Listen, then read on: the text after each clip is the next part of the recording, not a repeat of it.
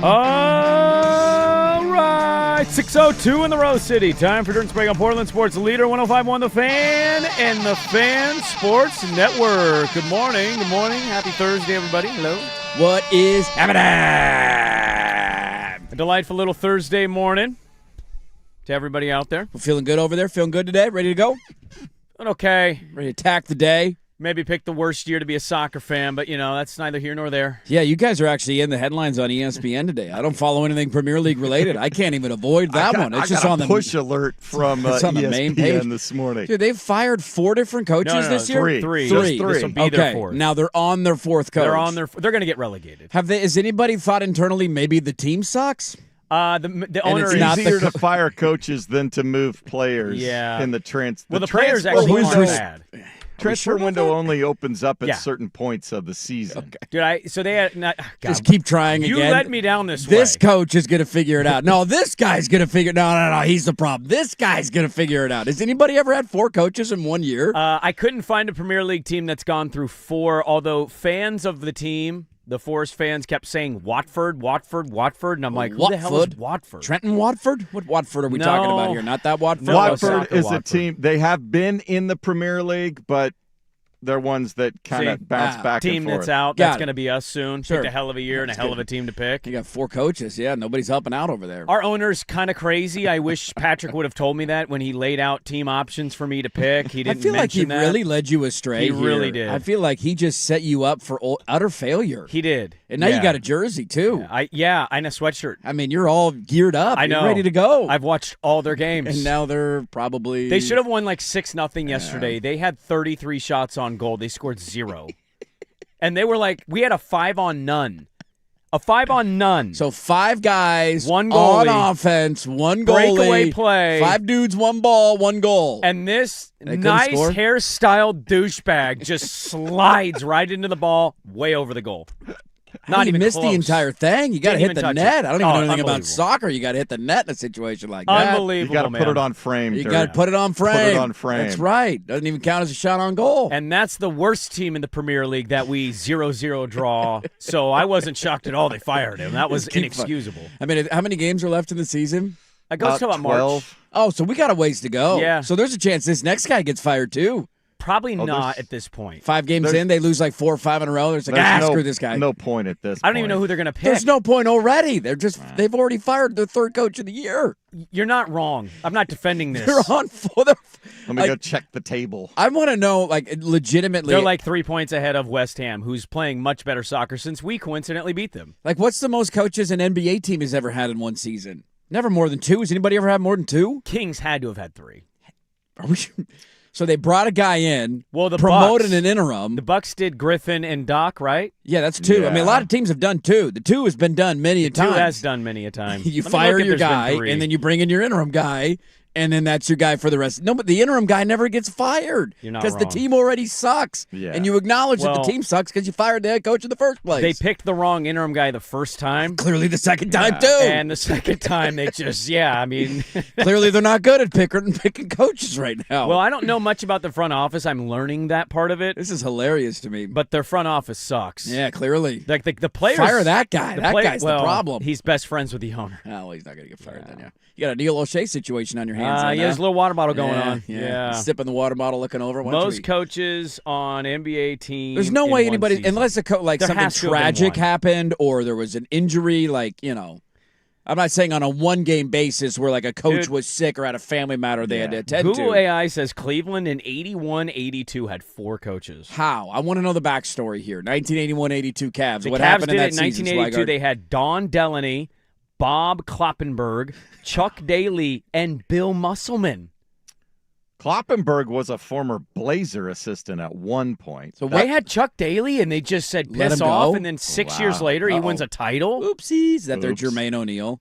Yeah, they did it. Okay, so I'm reading about this. Is on Reddit now. This isn't Google AI. Okay, what's the backstory on why they got rid of their coaches? Oh, the Pacers also did this. What? Dude, the Pacers did it with our guy. 88-89, they had Jack Ramsey, Mel Daniels, George Irvin, and Dick Versace. But I'm genuine. What led to it? They were so bad that they just kept firing interim coaches?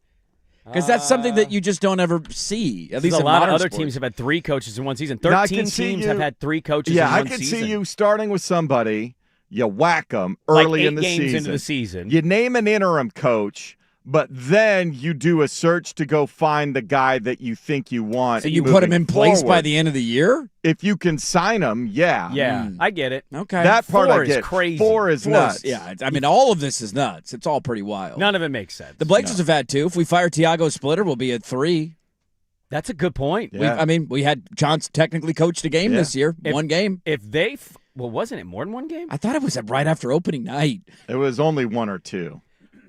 If they fall out of the play-in, would they do it? No, I don't think they would. No, you just wait. You wait till the end of the year. The end of the year, because the Grizzlies and the Mavs are dog crap. They are pretty bad. And I Flag's understand hurt that, now. but the bigger question is the new owner just going to clean house in the front? Does he just come in, let it play itself out, and then clean house in the offseason with? Yeah, he's going to take over sometime in April, so and you got a month to go in the season. Like, I'm not firing a guy. The specific dynamic of the Blazers this season, I think, would not allow for it. The GM of the Cavs was Ted Stepien. Okay.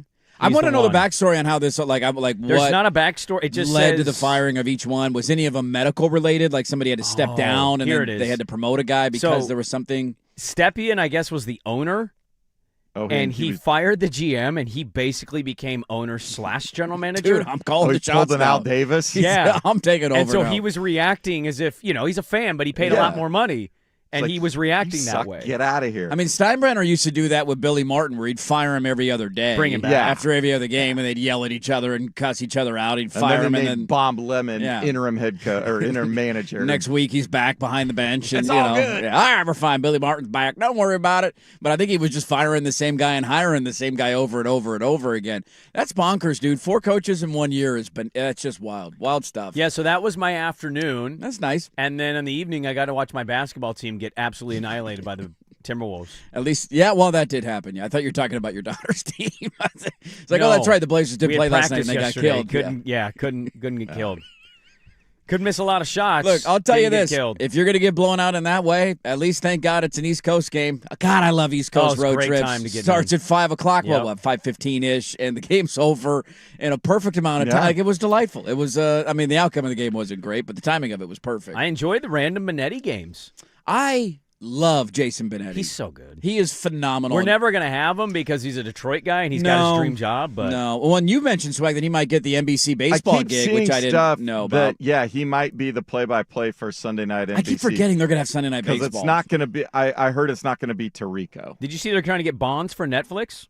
Yeah, I saw that too. I don't know how he'd be as an analyst. I don't either, but I've seen some stuff with – like him and Maddox did a video once, which was really cool. It was like – both their perspectives facing each other kind of thing, And Maddox was like, I threw this pitch, so he's probably thinking I'm going to throw this pitch next. And then they go to Bonds, and Bonds will be watching on the iPad. He goes, yeah, so he throws this pitch, so I'm thinking he's going to throw this pitch, and it's the exact pitch Maddox.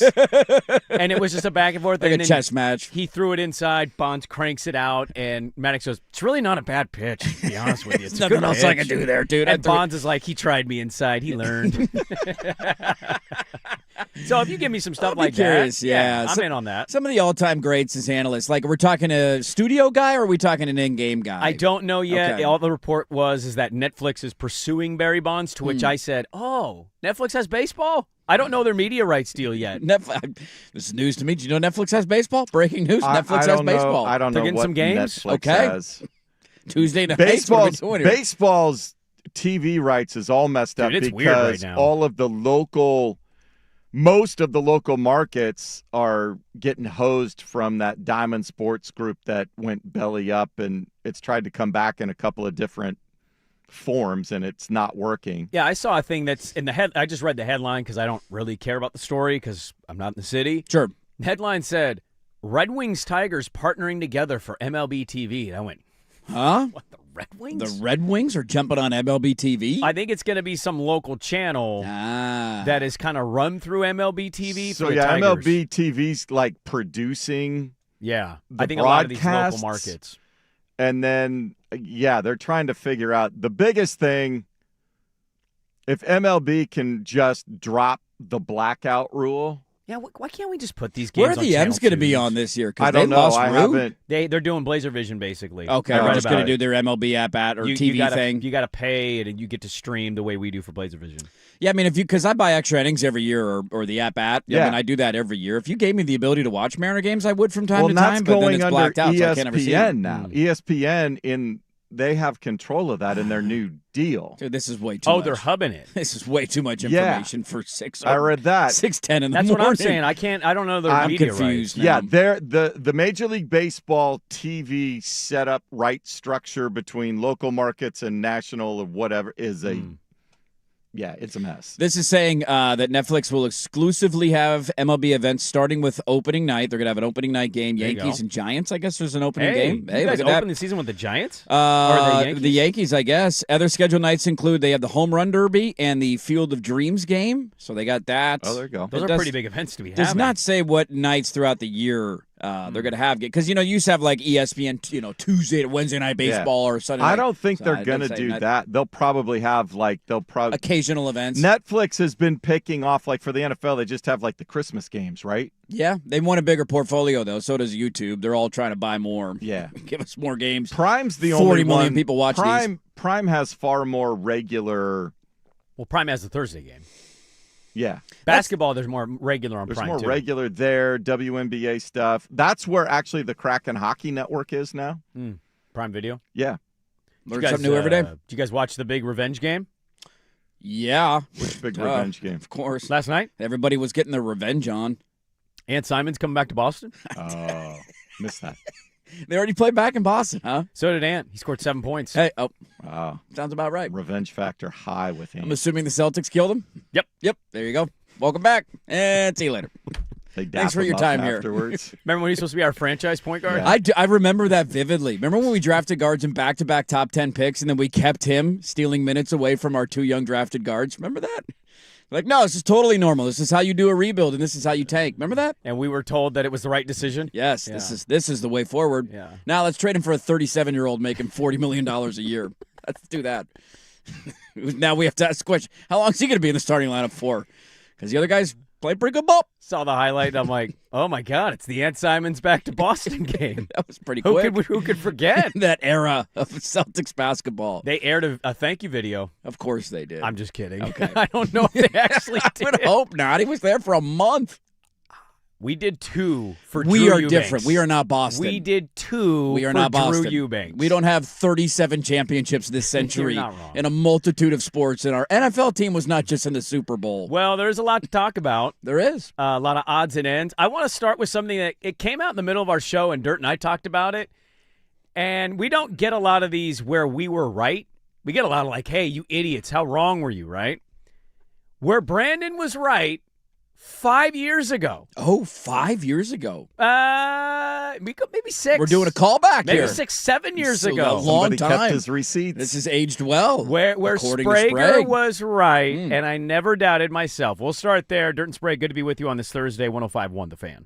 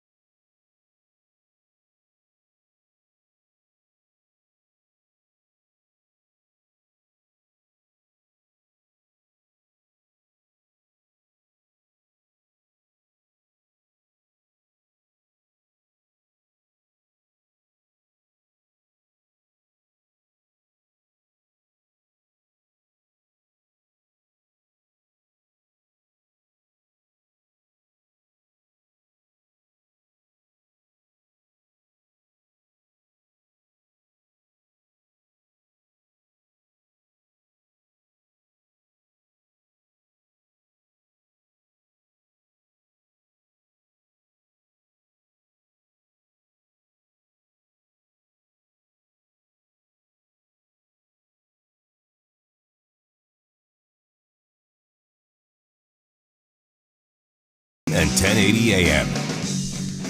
How about this headline? The Milwaukee Brewers have formally withdrawn from a previous agreed $1 million prearrangement with a 13-year-old international shortstop prospect from the 2029 class after the player tested positive for a banned substance. Oh, come on. Was he snorting like Who pixie doesn't want sticks? 13-year-olds taking steroids and cocaine? What's the Too many problem Pop here? Rocks? There's What are we no way. doing here? Brewers, you cowards. He had a deal in place, man. A 13-year-old had $1 million deal but got popped for substances? What's he's going to get suspended at the age of 13? He's in middle school. Damn, dude. Let it play out a little bit. What a wild story. So I can't recall what year it was. We've been doing a show for a long time, Dirt. And Long time. I've been on an opinion about a quarterback who hasn't been in the NFL for quite some time now, but I had it while he was playing, and it wasn't always the most popular opinion because they were having success. You hated this guy. I think it's fair to say that you and this guy were not simpatico. Well, I think a lot of people didn't like this guy. Yes. My whole position wasn't even his off-the-field stuff. That speaks for itself. Yes, it does. My whole position was watching post-game interviews where he basically threw his teammates under the bus, or he never took accountability for anything. I just thought he was a terrible leader. Yeah. And I think he was a benefactor to having a lot of talent around him. He was a good player, obviously, but I also think he benefited from playing for the right organization. Sure. He's been out of the league, by the way, for 5 years, 2021 last year in the NFL. Well, he's got a former teammate now that's come out and do a podcast during Super Bowl week, the Cam Hayward Not Just Football podcast. Oh. The guy I'm talking about is Ben Roethlisberger, What's old Big Ben up to these days? who I think is one of the more overrated leaders of quarterback we've ever seen in the sport. Joey Porter. Remember Joey Porter? I do. His kid's an absolute stud. And that's, by the way, two-time Super Bowl champion Ben Roethlisberger to you. Yeah, All damn right it is. You put that first. Two. Yeah, that's right. Three-time That's right. appearer. 3-time Super Bowl appearance. Joey Porter on Big Ben as a teammate. The 7 dude that we don't talk about I know. is crazy. Like out of anybody should talk, he should never grab a microphone and really talk Steeler business. Yeah. Because if we talking Steeler business, his ass is foul of all foul. Like that he's did is foul of all foul. He's not a good teammate. Won the Super Bowl with him, but the person, he's just not a good teammate. Like he knows that. Anybody in the Steeler building knows that. But we protected him because I've only won one Super Bowl, and that was my quarterback. So do I love my quarterback? Yeah, but is he a good person? No. Nope. Do I love my co-host? Yeah. Yeah. Is he a good person? No. Hey, I'm a great person. Got me to the 17th best What are you talking mid-market about? morning show. You don't get there without me, baby. Here's Joey Porter on Big Ben's captain qualities. So when all the vets is gone, now he has some say-so. I always looked at it like this. Look at the team when Joey was a captain, when Jerome was a captain, when Hines Ward was a captain. You heard nothing in the locker room. We did. Captains have to do captain shit, right? Mm-hmm. We voted to be captains. You had to be voted in. He came in an era where they just gave you the seat. Because if he wasn't a captain, he'd probably have a hissy fit. But nobody's going to vote for him as captain because he don't have no captain quality. Saying Roethlisberger would have a hissy fit is exactly how I felt, and that's perfectly summed up by Joey Porter. I'll just tell you right now, Andy Dufresne, 500 yards of human crap. I'm celebrating arms in the air. I've been vindicated. It took 8 years, but I've been vindicated. First off, when hissy fit needs to be used more often. Hissy does. fit's just it's a good phrase. It's a great I throw phrase. hissy fits every day. I love a good hissy fit. You throw a hissy fit every day? I mean, probably there's a topic that'll come up today that'll get me to throw a hissy fit. I'm quite known for, getting a little riled up and going on certain issues. So, yeah, hey, look, I love a good hissy fit. He is so spot on, though. I mean, first off, you remember back to Roethlisberger as a player and all the stuff he went through off the field that we just kind of move on from some guys. And I've never really been able to do that with him. Like, he was accused of sexual assault twice. Now, charges were never filed. In one case, he settled out of court. That was the first one. The second one, he was suspended 6 games by the NFL for allegedly doing something to a college student in a bar at a college, at a college bar on campus. Didn't he? Yeah, and then already you have massive red flags going up. But the point that he made about when a lot of those guys who had been around Pittsburgh for a long time retired. It is wild to think. So he breaks in. He obviously goes to the Super Bowl right out of the gate. They get to the AFC title game as a rookie. Yep. They lose. Next year, they go and beat the Seahawks. It's one of the worst quarterback performances in the history of the Super Bowl that we have ever seen. But they won the game because Jerome Bettis was from Detroit. They get back a couple of years later and beat the Cardinals in 2008. They won 2 in, what would that have been, 3 years? And then made it back again after that and damn near beat the Packers. Like, he was that close to winning 3 titles. Mm-hmm. And then you started to get a lot of those legacy Steelers, a la Joey Porter, who started to slowly retire and certain guys leaving the locker room. And look at what the rest of their run was while he was in Pittsburgh. They barely could win a playoff game. Yeah. And they were great every year, and they had the 3 Bs, but they would never beat New England. They were never beat New England, and it always became a situation about drama and about egos and about guys who were, not doing the right thing, and Antonio Brown and Le'Veon Bell, and that was the rest of their run in Pittsburgh. And so, I mean, look, the accolades speak for themselves. The guy won a lot, but I think the idea that he was a bad teammate that you used to harp on constantly, we all agreed with, and now we formally have one of his former teammates saying, dude, this guy was a POS, man. Nobody liked him, but he won us the Super Bowl, so, we put up with him. Is there like a former teammate of a great that you like that would be devastating to find this out about? Because I'm not going to pretend to know what Steeler fan thinks or Steeler fans in Pittsburgh. Like, I'd imagine in Pittsburgh there's a huge story today and yesterday. I think so. And it's not like maybe they're saying, oh, I'm shocked. I could see this from Portland, Oregon. How would you be in Pittsburgh and not observe the same things? Right, and you probably look past it as a fan because, again, the guy he's has starting 2 rings he's a Pro Bowler, for 2 Super Bowl teams, that, and he got to 3, and so, we look past all that stuff. Agree, but, I was wondering this yesterday. Is there an athlete, if you told me Merton Hanks came out and was like, Jerry Rice, huge piece of crap, man. Terrible, everybody hated him. And just runs through why he's a piece of crap, I'd be like, oh, man. Yeah. Come on. I mean, ironically, one of my favorite baseball players of all time is known for being literally one of the worst teammates of all time, so nothing surprises me about Barry Bonds. That's public, though. It's he's very one public. of the worst. It'd be somebody you don't expect. Like this coming out about Lillard would be crumbling. That his leadership's overrated. 5 years after he retires, everybody's like, dude, low-key, we all hated the guy. Nobody could stand him. It was all a facade. Nobody believed anything he said. Remember that day he came as Stone Cold Steve Austin? He literally tried to stunner me in the locker room. That's why I didn't play that night. I just didn't tell anybody. He was smacking me across the face. If you found out about, because that's one of the qualities that we love most about Lillard is what he, not just the player that he was on the floor, is on the floor, is the person he's off the floor and the kind of teammate and culture guy that he is in the locker room and the leader that he is. So those kind of guys. But it's also I think it hurts when you find out it's somebody that plays a position or is in a spot that is supposed to be the leader of the team. That's the one thing that we know about quarterbacks that we can all agree on. You got to be a bit of a leader. If you're not vocal, you're not a rah-rah guy, people use that as a downside against you come draft evaluation. The quarterback is supposed to be the natural leader of the football team. Yeah. The point guard is supposed to be the natural leader of the basket. That's the way that it's set up to work. And so when you're not that and you're still in that position, it sucks, man, and it should sully your legacy a little bit. Well, I know quarterback, Vrabel was talking about this with May of this is the year, man, you got to be vocal, you need to be the leader. I think you can say that and we assume it, but I think it's another thing to actually have it happen. I'm not one of those where my quarterback needs to be rah-rah guy. No, you don't have to be in people's faces, but you got to be genuine to who you are. Yes. I think that was one of the great storylines of Seattle was Darnold was so respected in there because he's a good dude, but he never was over the top. No, he knew his role. Come on, guys! Yeah. He didn't go in there with any ego or any sense of oh, I'm the quarterback, I'm the leader of this thing.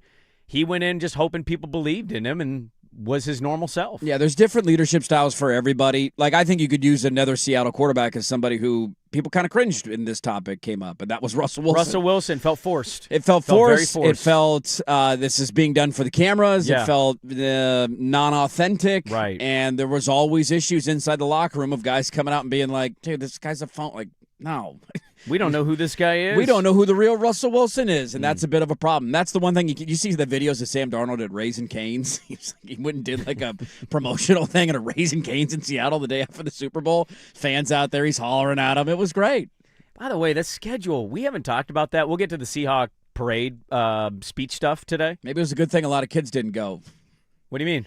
A lot of cuss words flying around at that bad boy. Yeah, I've noticed. There usually is at parades. But right. The cursing tends to fly a little bit at the parades. One of the pictures or the shirts that a lot of the players on the defense wore was just Sam Darnold flipping the middle finger. Middle finger.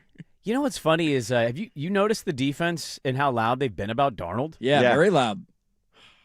Which, again, tells me good leader, loved in the locker room. I mean, I would just say that tells me it's a great locker room. Yes. Remember what Minnesota did to him last year after he won a game? They hoisted him. Yeah. And then they said, get out of here. We got Niner. We got Niner. Give me Niner. By the way, I don't know. I saw a couple people we follow on our Twitter that were like upset that they weren't their kids weren't excused absences from school for the parade. Take them out of school. Why can't you just take them out of school? Well, one, they already do. So, yeah, I don't know why people would complain. Just kids are in school. They had over 600 staff members taking the day off, too. Oh, yeah. Well, but here's the thing. I mean, you should just cancel the day. That's really stupid by Seattle. Well, I that. think the other thing was how many kids in Seattle public schools don't have somewhere else to go. I think they were approaching it that way. We want to be now the excused, unexcused absence. You can Well, that's the thing I'm confused about because I saw somebody saying it didn't count as an excused absence, and they were using some other political stuff. But my old buddy who actually chose me for my internship in Seattle, he lives in Seattle. Mm-hmm. He took his whole family to this parade. Yeah, how would you not? And it said his caption just said excused absence. Dude, if the Blazers ever win a title, are you kidding me? Teddy Ballgame's going to be nowhere near a school on the day of the parade. No.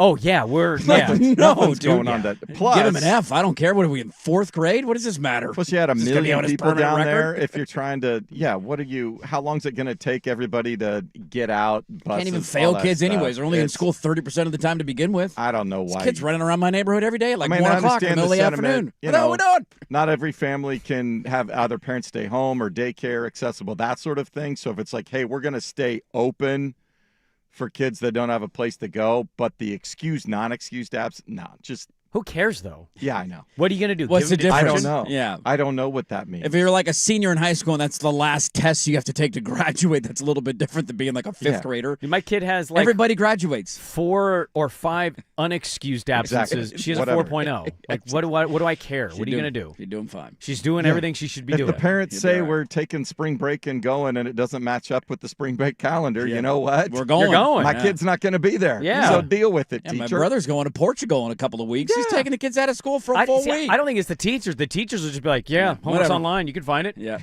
I think it's still a system that we're living in where it hasn't caught up to the post-COVID world. By the way, Teddy Ballgame just turned 2. Yes, he did. Are we starting preschool soon? Yeah, this summer. Nice. Are you really? Yeah. Good move. Make them smart. Until you see the cost. Yeah, I mean, that's a thing. It's fun. Now imagine we're making what we made when we were a night show, and now you've got to put them in multiple times a week. Now how poor do you feel? I bet you feel real poor. Can I go rent an apartment for $500 a month again like I did back then?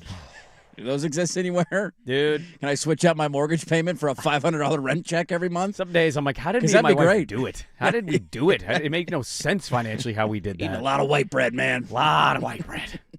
But you just said something off the cuff there. Teddy Ballgames, too. He said he's going to take him out in 4th grade. That would make, in 7 years, our Blazers. 7 years, NBA title. You heard it here first. We're going down Broadway. I'm just trying to follow the synergy of the segment. Do you have some insight on the Dundon plan? It's look, a 7-year plan. Business is a booming, baby. Okay. It's going to happen. We're going to just miss the play-in this year, land the number 1 overall pick, a la Dallas Mavericks. How or playoffs, I should say. I shouldn't ask this question because we're against it. How would our radio station work the day of a parade? Say it's a Wednesday. You have to have live report. You have to have somebody roaming with a headset on, right, and a portable mic walking around. What's the lineup? Let's assume we're doing our show normally because the parade isn't going to start till probably 10, 11 o'clock anyway. Yeah. Right? We would go over after the show. You find the parade route. Meringue's definitely not coming in. No. No. He's recording his podcast instead of doing a show. Trying to be on a float somewhere. He's floating around. He's asking, hey, D, let me ride the back of that thing. Patrick, I don't know, maybe Patrick's doing a solo show. I think what you try to do hey guys, laugh at the parade. The show, you try to find an establishment we have a relationship with that's along the parade route. Sukanik is nowhere to be found because he's taking mushrooms, so now he's tripping balls at the parade. Pounding Tullamore Dew the entire time. He'll be late or he can't get in because the traffic. Traffic's too bad. I can't make it over the bridge. You see the bridge today? Luke's going to come in and give us his top 10 favorite Mariner highlights from the past season. And Rob's going to come in and go, what's going on out there today, guys? They won the title? What? What? Are you kidding me? A championship? This is ridiculous. I didn't see any of this. 105.1 The Fan for all your exclusive Blazer coverage. I mean, answer your question, we would all be there. Dare to dream, man. Yeah. Dare to dream. It'd be Dusty fun. like, cuz I can't be in the office today. I've got work stuff. And we'd see him out there with his son. Man, what are you doing? Yeah. You pulled your kids out of school. You're here pounding beers What are at you the doing, parade. man? You're throwing Damian Lillard beers. All right. Let's get to this. From one former quarterback to another. I quite enjoyed this and, dare I say, makes him likable. Next on The Fan. Now, from the George McCoy and Warren Allen Sports Desk, a Sports Center update on the Fan Sports Network, 105.1 FM and 1080 AM. First on The Fan, Blazers offering little resistance to the Timberwolves on Wednesday night, especially Julius Randle. He scored 23 of his 41 points in the fourth quarter. Minnesota ending Portland's three-game winning streak with a 133-109 victory. Portland now will wrap up the schedule before the All-Star break in Salt Lake City tonight against the tanking Jazz. Tip at 6 on KUNP, Xfinity Channel 1016. Blazers are 7.5-point favorites. Former Blazer power forward Buck Williams named one of the 17 finalists for the Naismith Basketball Hall of Fame. Williams was the final piece to the starting five of the last Blazers team to play in the NBA Finals. U.S. men's Olympic hockey team takes the ice for the first time today in Milan. They will face Latvia at 12:10 this afternoon on the USA Network. PGA Tour is at Pebble Beach for the AT&T National Pro-Am. All of the top 10 ranked players in the world are in the field this week. Round one starts at 8:45. Rory McIlroy will tee up at 9:24. Scotty Scheffler at 10:29. More sports scores and stories in 30 minutes. Jason Swigard from the George McCoy at Warren Allen Sports Desk. Hurt missing work. Insurance companies acting like jerks. Don't call your mom. Call George McCoy at warrenallen.com. The home of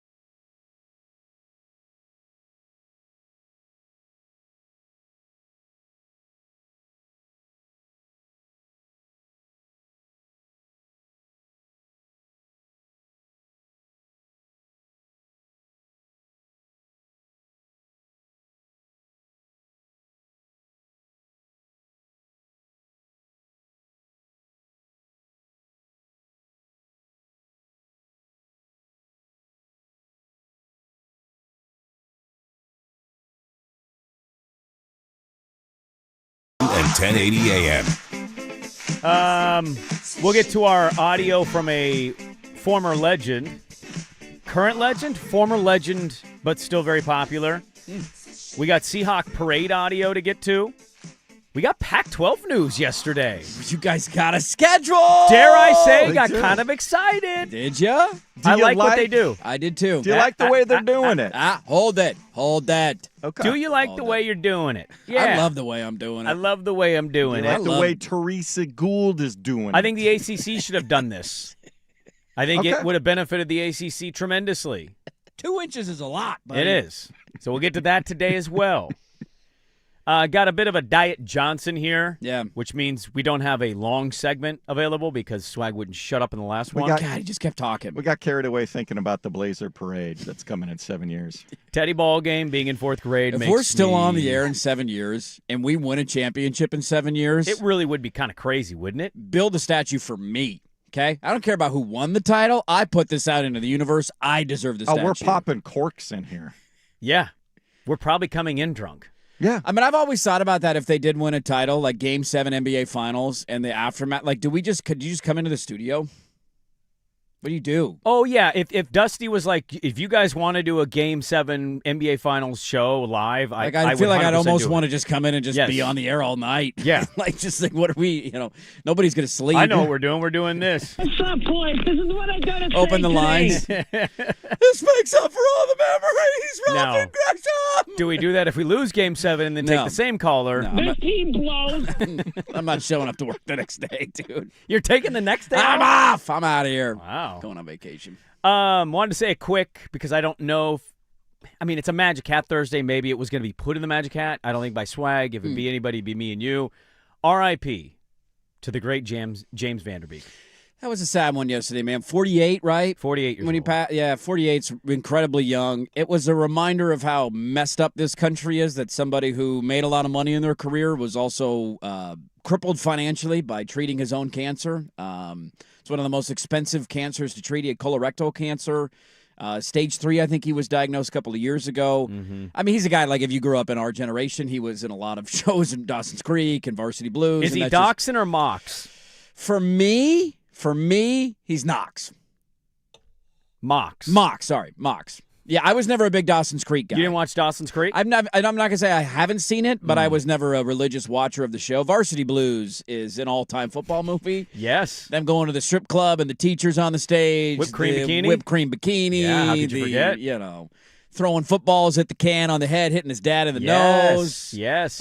John Voight's still somehow alive, but all the other actors are now passing away. Yeah, dude, the guy who played Billy Bob, gone. James Yes. Vanderbeek, gone. Paul Walker, gone. Yes, but John Voight's still ticking. Man. George is still driving around in his car. Those Yeah. are John Voight's teeth. Yes, he is. But yeah, that was sad. I don't think it was surprised because I remember him getting diagnosed with cancer and the stuff that they were trying to do. He had to sell off all of his Dawson's Creek stuff to raise money to pay for his cancer treatments. Well, he was living. I had seen him. If only there was a studio that he worked for that owned the rights to Dawson Creek that probably made hundreds of millions of dollars in the lifetime of that show. Yeah. That could have forked over the coverage of his medical insurance. Well, I had seen him on social media about 5 or 6 years ago. He started popping up in my algorithm because I was interested in gardening. yeah. And he lives on like a farm. He had like a homestead situation, so he's gardening. He's growing his own food. And then I had heard the announcement, and you could start to see like he was getting skinnier. Yeah. And then I want to say it was like 6 months ago, half year ago, they had a Dawson's Creek random reunion at some Boston get-together. And he was the only one that they couldn't make it. it, And yeah. I remember thinking, oh, no. And they didn't want to say what it was. They were like, oh, he's just, sick today. But that was kind of the, oh, no. And then came across the wire yesterday. 48's incredibly young. He's got a ton of kids, too, so you feel horrible for the family and what they're going to have to go through for years to come. And I will never forgive him, ever, for not taking that whipped cream bikini off. He's loyal. Look, Mox is loyal. I love loyalty. Yeah.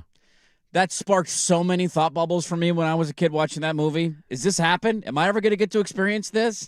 Is this ever going to get done for me? I want this to happen. I want this in my life. Hold on. Narrator, never happened. How old were you in 99? Wife, I got an idea for Valentine's Day. Stopping by the store. I don't feel like it would stick. No, I don't I think feel like it would either. actually melt. I was 10 years old in 1999. Oh, so 10-year-old you seen 10-year-old a whipped cream me bikini. was. And what's that gal's name? She's still acting. She was in Final Destination. Lighter? Yeah, Something yeah, lighter? Yeah. If I'm not wrong. God.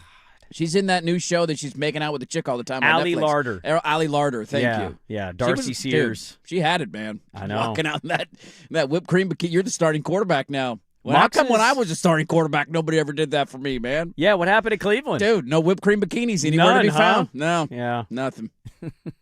That'd be a hell of a Valentine's Day, though. R.I.P. Mox, man. God, what a loyal guy. Yes. All right, let's get to the legend defending his fellow legends next on The Fan.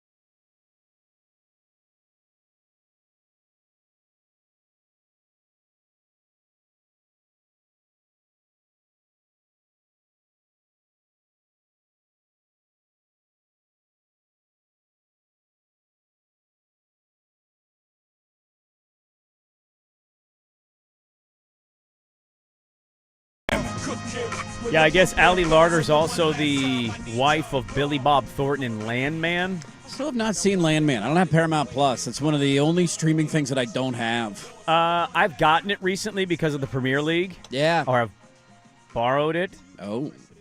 Stolen it. Still haven't watched You've Yellow. accessed it. I'm calling Les Moonves. Is he still running CBS?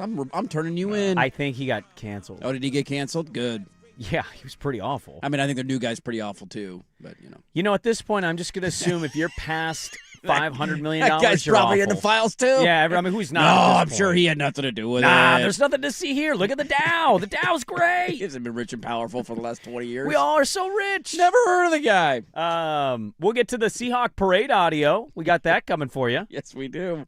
Quick pivot right out of that hearing yesterday. Good God. And then we got Pac-12 news.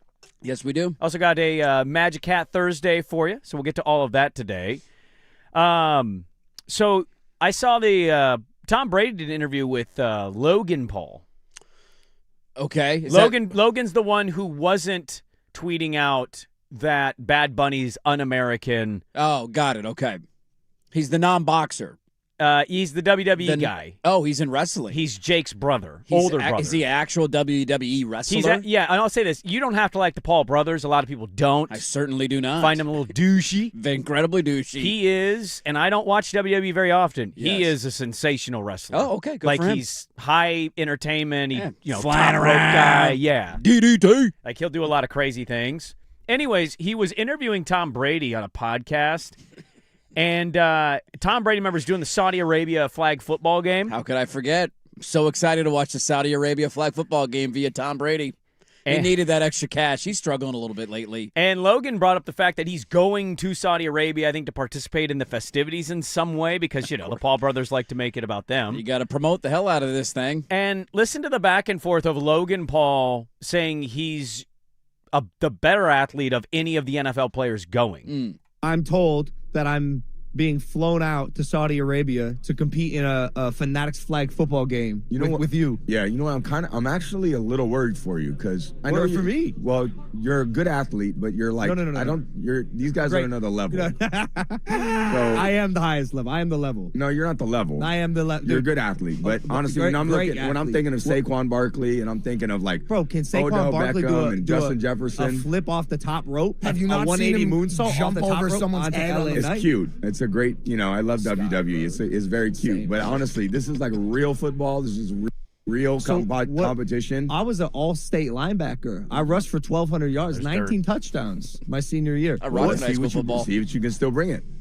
I mean, look, we all had a great pass. I did that. I won 7 Super Bowl. Who don't gives a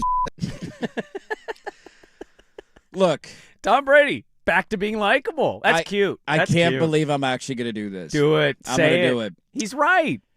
He's incredibly wrong. Look, Tom Brady's incredibly wrong here. hold on. Time out.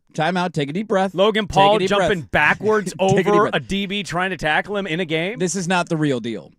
You're playing a flag football game in Saudi Arabia. If you're throwing him into an NFL game and he's arguing I could hang because I'm one of the best athletes, I do back jumps off of the top rope, by all means, Tom Brady, point at this guy and laugh. This is a promotional football game in Saudi Arabia brought to you by Fanatics. You think we're playing hard in this game? Probably not. You think there's going to be a lot of tackling and hitting and hard-hitting action here? This is going to be worse than the NBA All-Star game. So I think Jake Paul's That's going to a be hot just take. fine. You got to bring it. This is the real deal. No, it's not, Tom Brady, okay? The Saudis are paying you $100 million to say this is the real deal. Is that how much he's getting So out of this? I would assume so. They got a lot of money over there buried under their oil. Like, get out of here, dude. This isn't the Super Bowl. This is flag football in Saudi Arabia. There's nothing real about this. It's a promotional opportunity for a bunch of rich people to make money from a horrible country. Hold on. And he's flying over there acting like this is the NFC Championship game? Shut up, Tom. You're taking the Logan Paul side? I'm taking the Logan Paul side of this, yeah. But the argument isn't how hard or not this is hard. the real deal, Logan. This is the real deal. Yeah, but What's real deal about flag football? Okay, so if It's not Saquon football. catches a little flat, Yeah. Is he going to run over Jake and Logan Logan is just He's trying to pull his flag. Oh, no, he couldn't pull his flag. Real deal. Uh-oh, real deal. Do you think he would catch him? I have no idea, and I don't care. It's a flag football game in Saudi Arabia. Tom, by the way, the All right. amount of surgery that Tom Brady has had, you watch his face during this interview. Oh, my God, dude. Take the needles and remove them from your cheeks and your forehead. Stop it, Tom. Do you know what you're going to look like in 10 years? He's going clubbing. You're a cyborg. Shut it down, buddy. You're like 50 years old. He's not wrong, though. The athlete thing is incredibly right. The NFL athletes are incredibly better than wrestlers. We all know that. That's not breaking news. This isn't a tackle football game. This is not the real deal. I can't believe you're going Logan Paul's side here. I thought you were going to go, hey, Tom Brady got me again. If Logan Paul said, hey, I could go play in a preseason, like put me out there, I'll go do it. And the NFL was like, sure, from a promotional standpoint, let's put you into game 3 of the preseason. Like Master P or Garth Brooks? Yes, or the Will Ferrell spring training thing. Like, dude, then if Tom Brady wants to tell him, you're going to get killed, this is the real deal. They are all bigger, faster, stronger than you. He is 100% right. This is flag football. This is 7-on-7 football. But if they took it seriously, he couldn't hang with them. Of course he couldn't. Right. But they're not going to take it seriously. But Tom Brady's right. Because they're all there for a $50 million paycheck from the Saudis. Glad I brought this up. By the way, look at what the guy who runs the DP World Tour is from Saudi Arabia. Look his name up in the Epstein files. Dude. Check that one out for They've you. had some stuff pop up. I'm sure he's paying for this Fanatics flag football game, too. And good cahoots there, Tom. Did you see one of those Wasserman agency guys was like his name was in it? They lost Abby Wambach and they lost Chapel Roan. Really? Yeah. Like, I'm out of here. Ooh, the name's popping up with that thing, man. They are. All right, we have a lot to get to in the second hour of the radio program. The Seahawks won a Super Bowl. What? And they celebrated. No. The parade audio from Seattle. We'll get to that hour number 2 during Sprague 105.1, The Fan.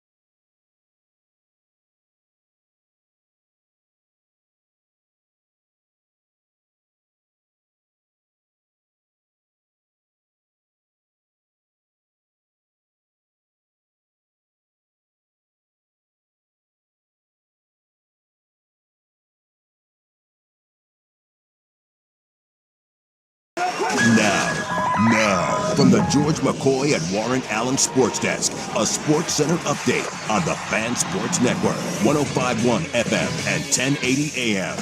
Brought to you by Multnomah Medical Clinic, a vascular healing clinic for chronic conditions. Stop masking the symptoms and start fixing the problem at multnomahmedical.com. First on The Fan, Blazers couldn't fix their defensive problems last night in Minnesota. Julius Randle had 23 of his 41 points in the fourth quarter, and the Timberwolves cruised 133-109. Portland's final game before the All-Star break is tonight in Salt Lake City. They'll take on the tanking Jazz at 6 on KUNP Xfinity Channel 1016. Blazers are 7.5-point favorites. Former Blazer power forward Buck Williams is one of the 17 finalists for the Naismith Basketball Hall of Fame. Williams was the final piece to the starting five of the last Blazers team to play in the NBA Finals. U.S. men's Olympic hockey team has their first game in Milan today. They will take on Latvia at 12:10 this afternoon. You can see that one on the USA Network. More sports scores and stories in 30 minutes. Jason Swigart from the George McCoy at Warren Allen Sports Desk. Hurt, missing work. Insurance companies acting like jerks. Don't call your mom. Call George McCoy at warrenallen.com. The home of the fan happy.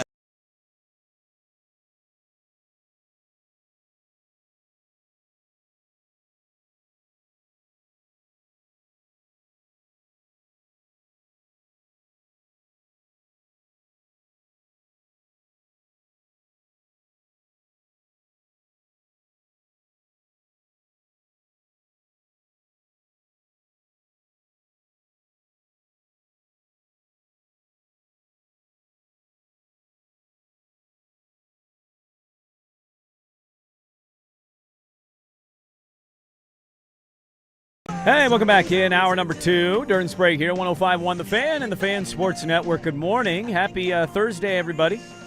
Hope your Thursday's going well. Got a couple random NBA notes for you at the back end of hour number 2. I got 2 different ideas thrown out on social media yesterday to fix your sport, which is all we talk about with the NBA. Uh-huh. And I got to admit, both of them I saw, and I thought, you know what, not a bad idea. Well, one of them I threw at Swag before the show, before you got here. Is the other the black-white thing? Yeah. So you know that's a stolen idea, right? No, I have no idea.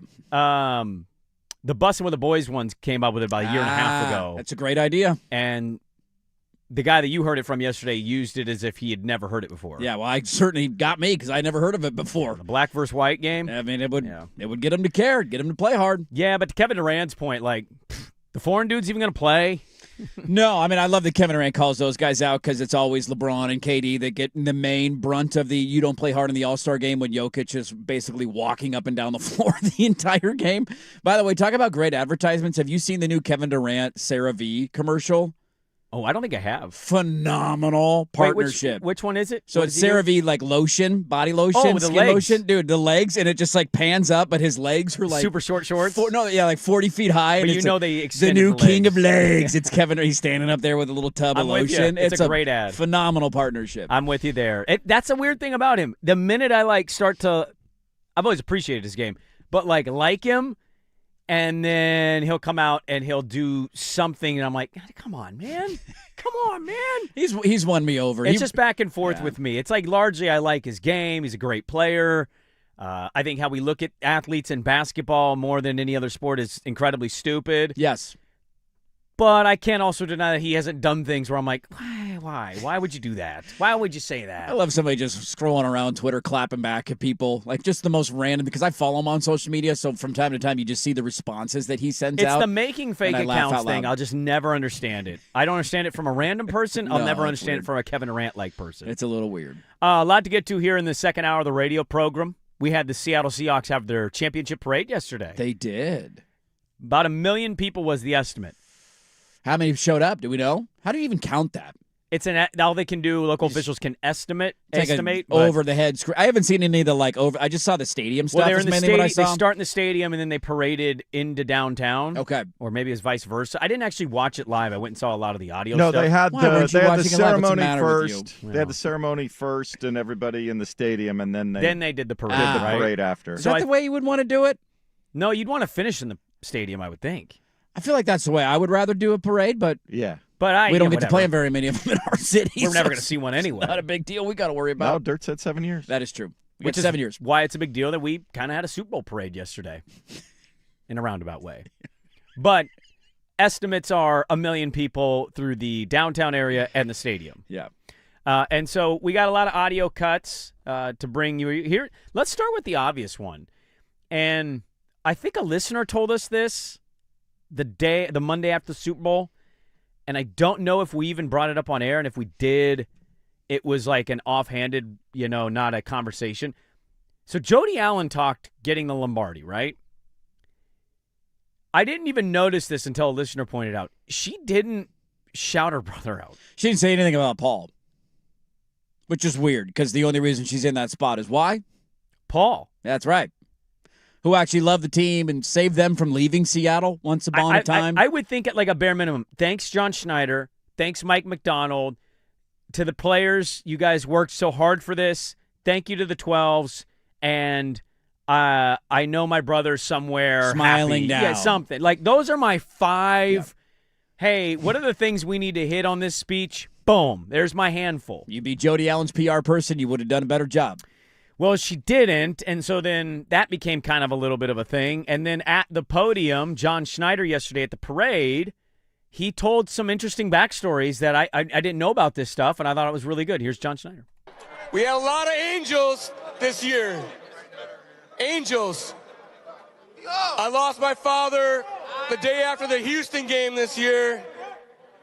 And we had angels all year. Ernest lost his father. Jake Bobo lost his father. Drew Lock lost his father. Charles Cross lost his father. Jeez. TB lost his brother. It's real. Angels, faith, watching over us. I know my father has been watching over us the whole time. We only lost one game since my father passed. With those angels, we know that Paul Allen has watched over us. To Paul Allen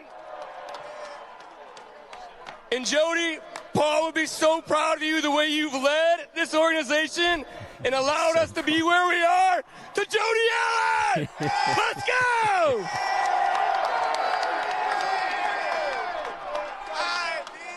Imagine you're my boss. Seeing your dad in the afterlife.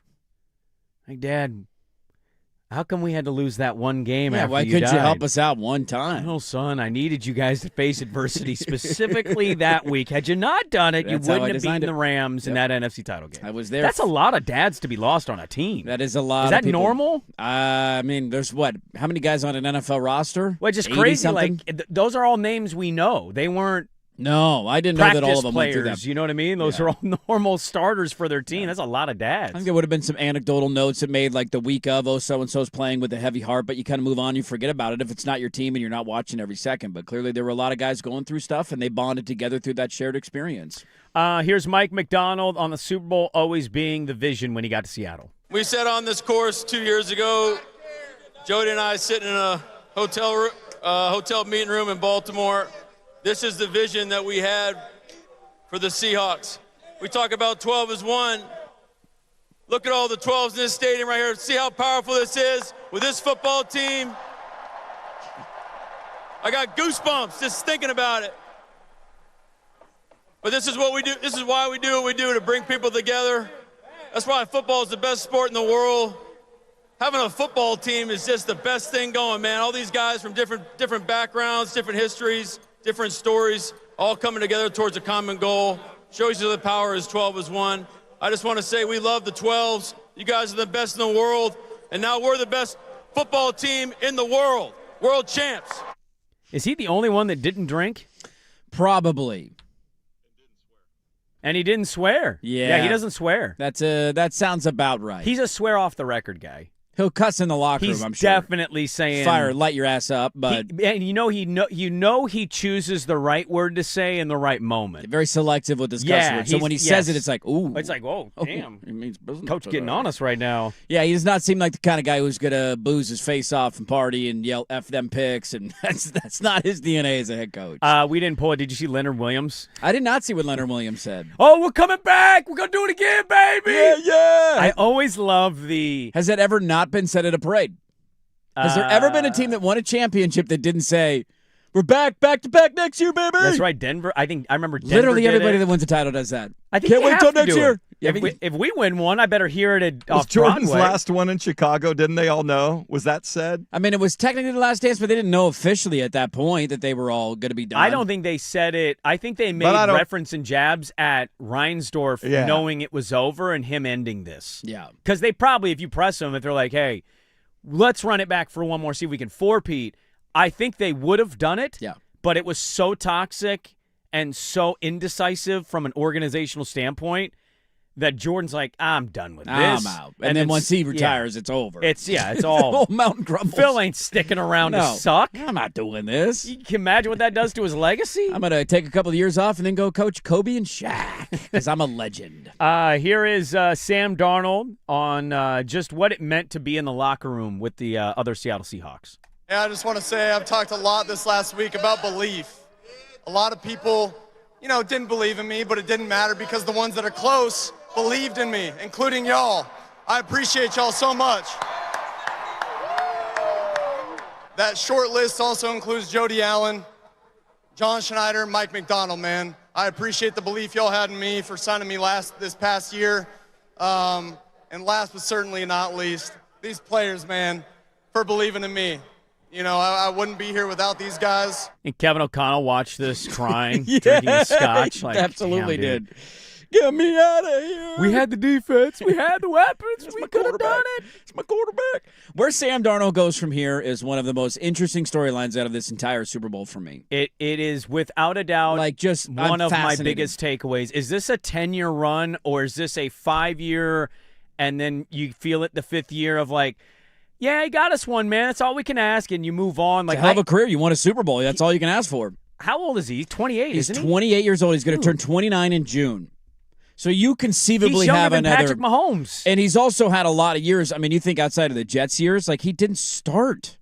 In Carolina, he played 12 games in the first year and then 6. And then the year in San Francisco, he didn't start. He didn't play. No, he didn't play. So it's not like he got all this wear and tear that built up on your body over the last 5 years. Right. He's back, started the last 2 seasons. Like, you conceivably have another 6-7 years of this. Is he just going to be a really good quarterback? Is this going to be a blip? And you're like, man, remember when Sam Darnold won a Super Bowl? Isn't that funny? Where this goes, I'm fascinated by. I don't know if it'll be like one of those blips, but I think because of what we talked about with Schneider. Remember the story we referenced where Schneider kind of looks ahead and says, Russell Wilson ain't it for me. Yeah. In a moment where not most organizations would make that decision, right? He delivered a Super Bowl, and he helped you get you another one. He had all the fan success. favorite in the city, like he's beloved. I know. But he won a Super Bowl as a quarterback. He was first one of the time more ever. polarizing star players to ever exist in I think Seattle to the Ben history. Roethlisberger thing, though, like when you win a championship as the quarterback in the city, sure, like that's a big deal. In that regard, I think because of that, maybe Seahawks fan would disagree with this. I think if you pressed him and you said, you don't get back to an NFC title game in the next 3 years, if you said, would you be shocked if John Schneider moved on? I think they'd all go, no. No. Because John Schneider, at this point, with 2 different versions of the Seahawks winning Super Bowls, I think he's earned enough with his Hall of Fame career for any Seahawks fan to go, oh, yeah, dude, in 2 years if he pivoted, that wouldn't shock us if Sam Darnold's not playing elite football and we're struggling to get out of wild card weekend, right? Like, I don't think that's going to happen, but if that does happen because it's the NFL, that's why I am fascinated by it. Is this going to be 7 to 10 years of being they got their quarterback, or is this 28 touchdowns, 10 picks, 3,800 yards, 70%, 67%, or is it 3 years, 1 no playoffs, 2 kind of one and dones in the play? Like I have no clue where it's going to go. Nobody really does, but.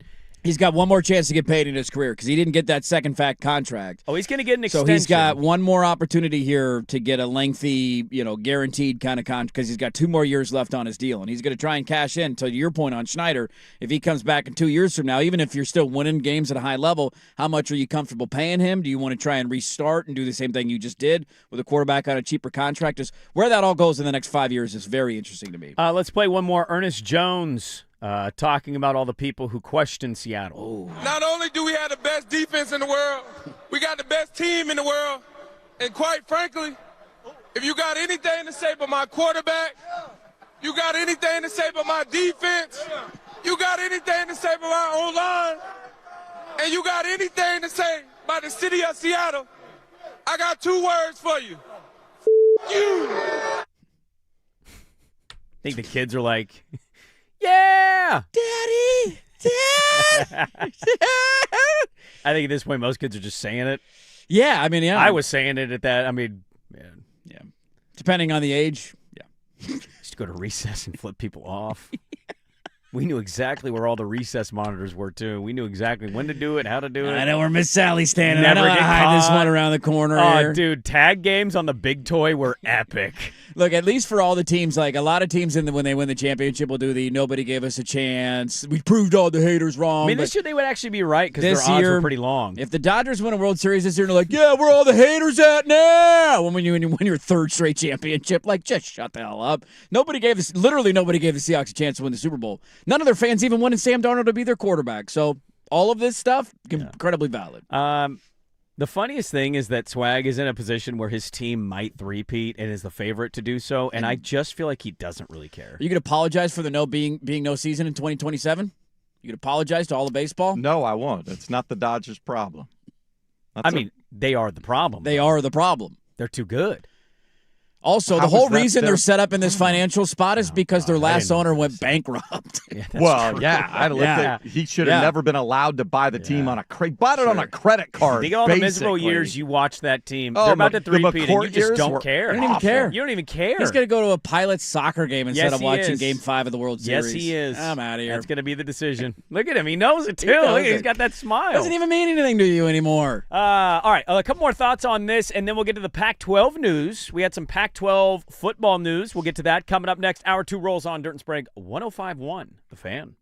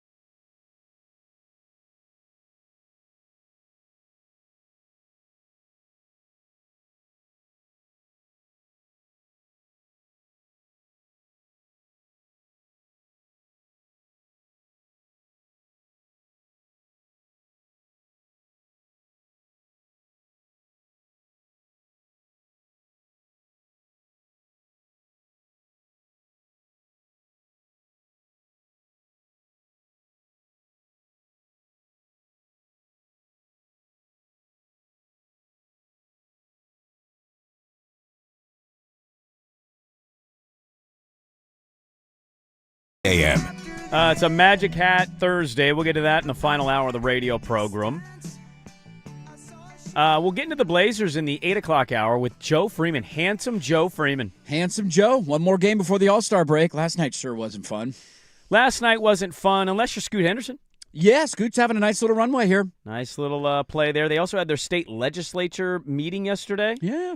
And we'll get Joe Freeman's thoughts on the state of the Blazers, the future of the Blazers, this Blazers team. He's covered them a long time. He's been in the area a long time. I'm just curious, the bigger picture and the littler picture, what does he make of it? So we'll get to that in the third hour of the radio program. We'll get to the Pac-12 news. Came out yesterday. Look at you guys. Scheduled before the TV revenue, but that's okay. TV revenue still to follow. Little odd. I will say this. You can laugh at the Mountain West all you want. I don't know why you would, but you can. And the Mountain West has at least announced their TV rights deal and their schedules. Yes, you got one of the two. Now we got step one done.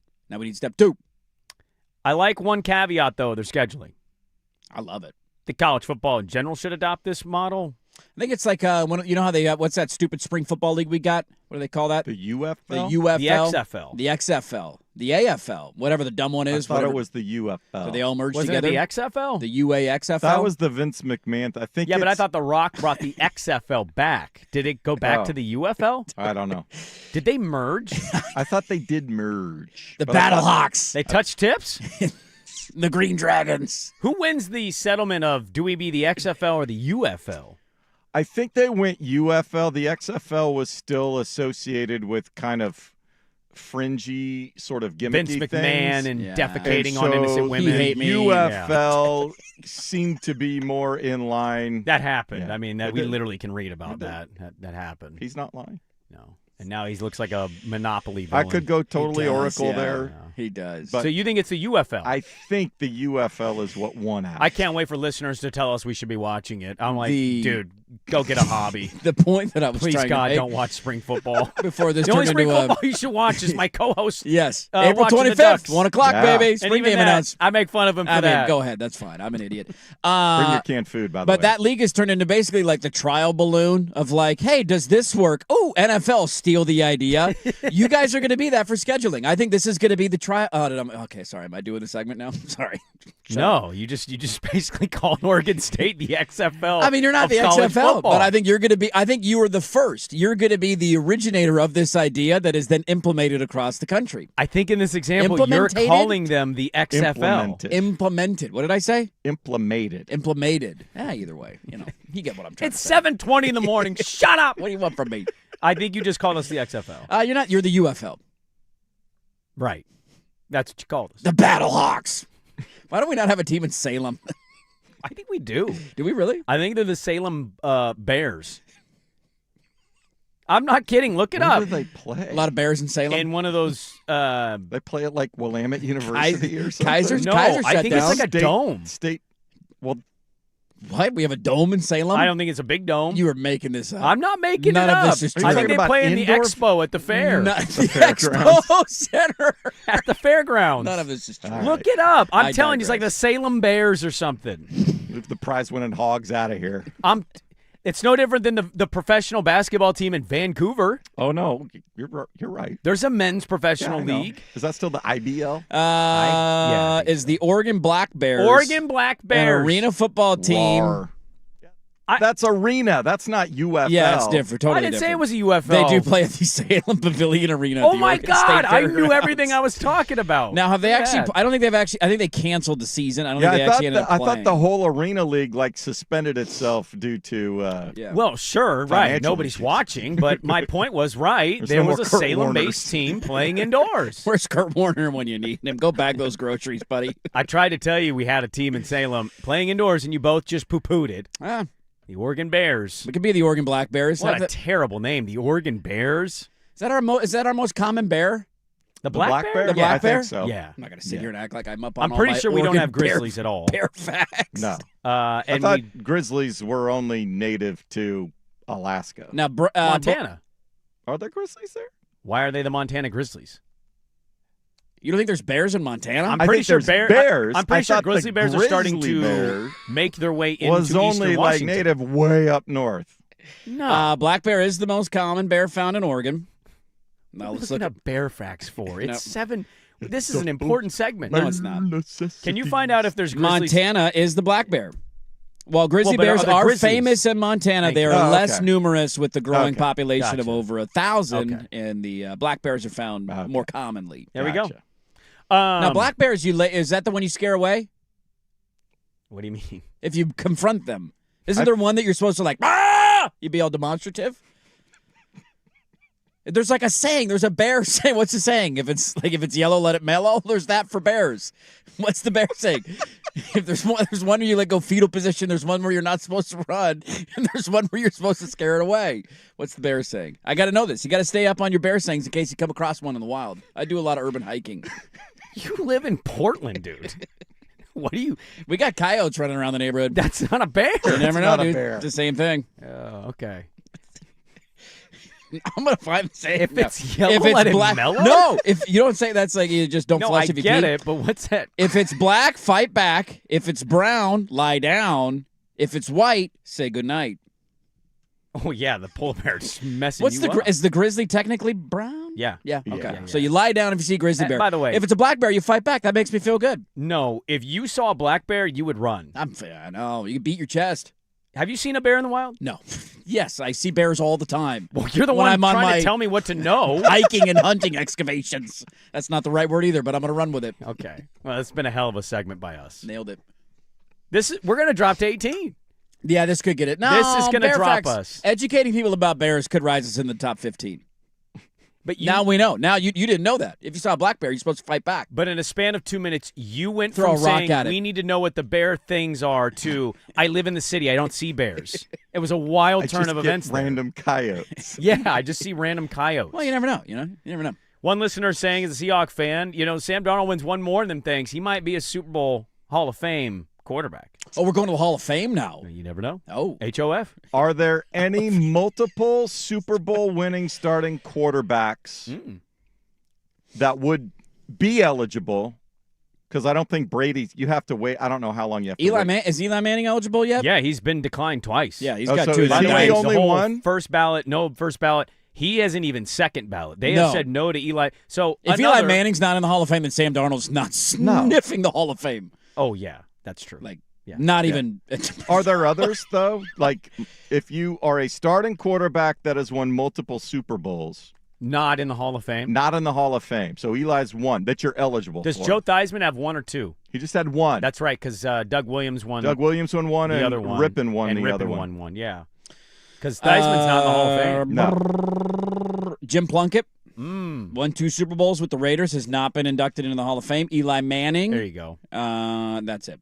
It would take a lot more than just a Jim Super McMahon Bowl. technically has 2, but he was a backup for 1, so he only Yeah, I'm won talking one. about you started and won 2 Super Bowls. Sammy D's numbers would have to go He'd have to insane the go next decade. on a Going to the Hall of 10 Fame. He'd have to go starting now on a Kurt Warner-like run. He's going to the Seahawk Hall of Fame. That he will He'll be go in the Ring of Honor. Yeah, absolutely. He might retire his number for winning a ring, but Has he already secured that, or do you need I think more so. seasons? Because one season with a Super Bowl, I don't think secures you into the Ring of Honor. it should if you're Seattle. You only got 2 of them. Yeah, but they got some really good all-time players, dude. They do. I know, but it's not like you're retiring the number. I'm not saying retire his number. No, I'm it's saying just put your name up put his on name a, on the stage. You have 2 quarterbacks in the history of your franchise that have won a Super Bowl. You're right. He's one of 2. Rick Meyer, not one. It's not a very long list. No, Matt Kelly Hasselbeck didn't do Stauffer it. did not win one. No, he did not. not. Warren Moon, no, you did not. Tavares Jackson did not get one. Tavares Jackson, that's a great pull by you. Dan McGuire did not get No, one. he did not. No, he did not. All right, we have we'll pivot out of this. I don't even know what this was. You're welcome, I don't even know how America. Swag describes this on the Odyssey app. Yeah, what's the descriptor on that one for the chapters? What's I'm gonna- the black bear I'm saying? gonna have to noodle in If the it's break. yellow, let it mellow. No, Just what- have that be it with no further description. If it's yellow, let it mellow. Just leave it at that. I was going to tell him to do the black bear thing. If it's black, fight back. Just if it's brown, No, I'm not putting that on there. not context. We're talking bears. If it's brown, lie down. I only have 75 characters. This will fit. If you wrote, if it's black, fight back. If it's white, say goodnight. Don't do that. Do it. Just you figure it out. You're a professional. Let it mellow. Pac-12 announced some news yesterday. Let's talk about it. Is this the future? Is this how other conferences should operate? What, you might be asking. I will tell you next on The Fan. Now, from the George McCoy and Warren Allen Sports Desk, a Sports Center update on the Fan Sports Network, 105.1 FM and 1080 AM. First on the Fan, well, the Blazers saw Brown. They laid down in Minnesota against the Timberwolves Wednesday night. Julius Randle scored 23 of his 41 in the fourth quarter. Minnesota ended Portland's three-game winning streak with a 133-109 victory. They will wrap up the schedule before All-Star break in Salt Lake City tonight against the tanking Jazz, 6 o'clock on KUNP Xfinity Channel 1016. Blazers are 7.5-point favorites. Former Blazer power forward Buck Williams has been named as one of the 17 finalists for the Naismith Basketball Hall of Fame. Williams was the final piece to the starting five of the last Blazers team that played in the NBA Finals. PGA Tour is at famed Pebble Beach for the AT&T National Pro-Am with all of the top 10 ranked players in the world in the field. Round one will begin at 8:45 this morning. Rory McIlroy sets the tee up at 9:24. Scotty Scheffler at 10:29. More sports scores and stories in 30 minutes. Jason Swigard from the George McCoy at Warren Allen Sports Desk. Hurt missing work. Insurance companies acting like jerks. Don't call your mom. Call George McCoy at warrenallen.com. Your home for the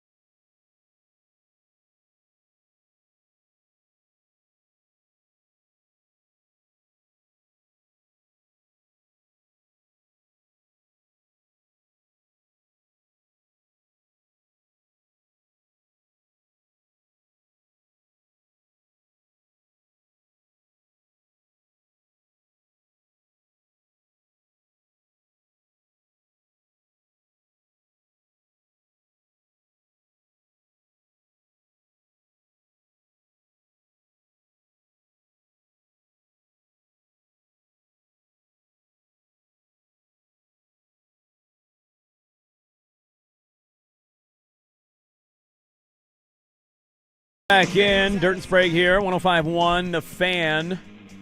Prime for sports talk, not bear talk. I think we educated the masses on Bears. People agreeing with me. Dirt's up on his Bear facts. Text line looks nothing like that, but you don't need to know that. Gosh, this guy's an idiot.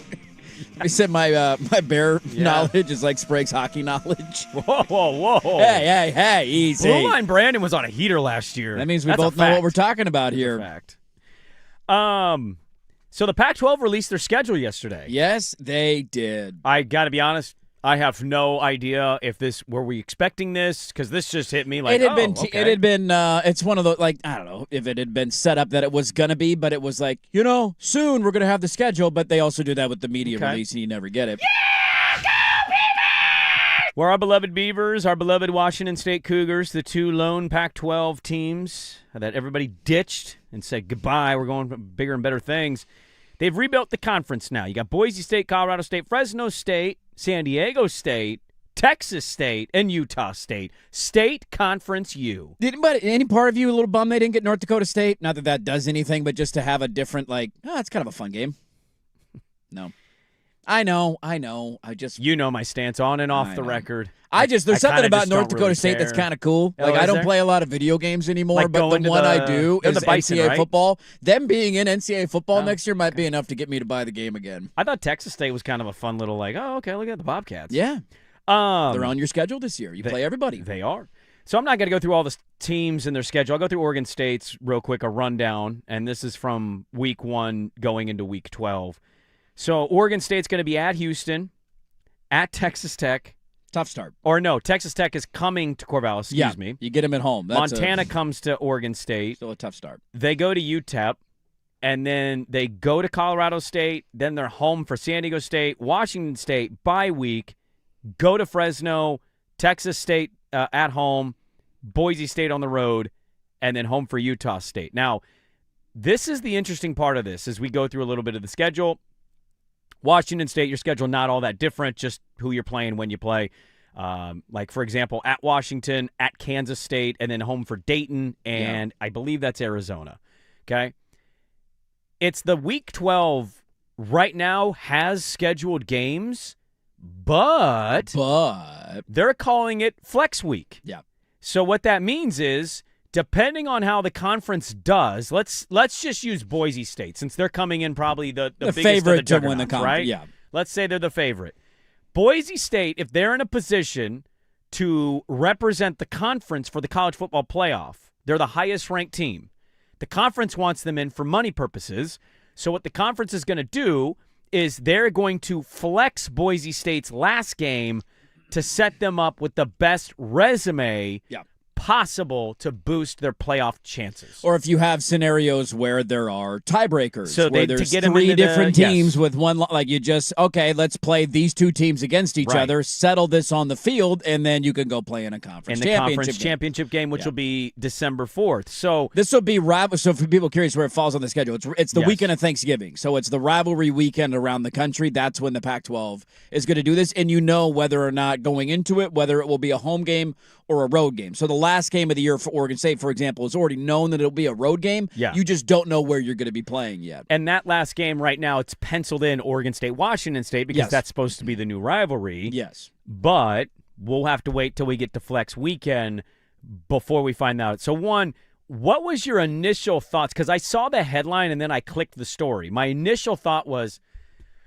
oh, God, we're doing some gimmicky, weird thing. What is this? So I click it, and then I read it, and I had a different takeaway. What was your thought on the schedule released by the conference and this Flex Week? I think when you're in the position the Pac-12 is in, you have to do whatever you can be to be flexible, not to have a pun here because it is a flex game, but to be flexible, to be innovative, to be creative, and do something outside of the box that will get people talking about, focusing on, discussing, looking at your conference. And this is absolutely a way to do it.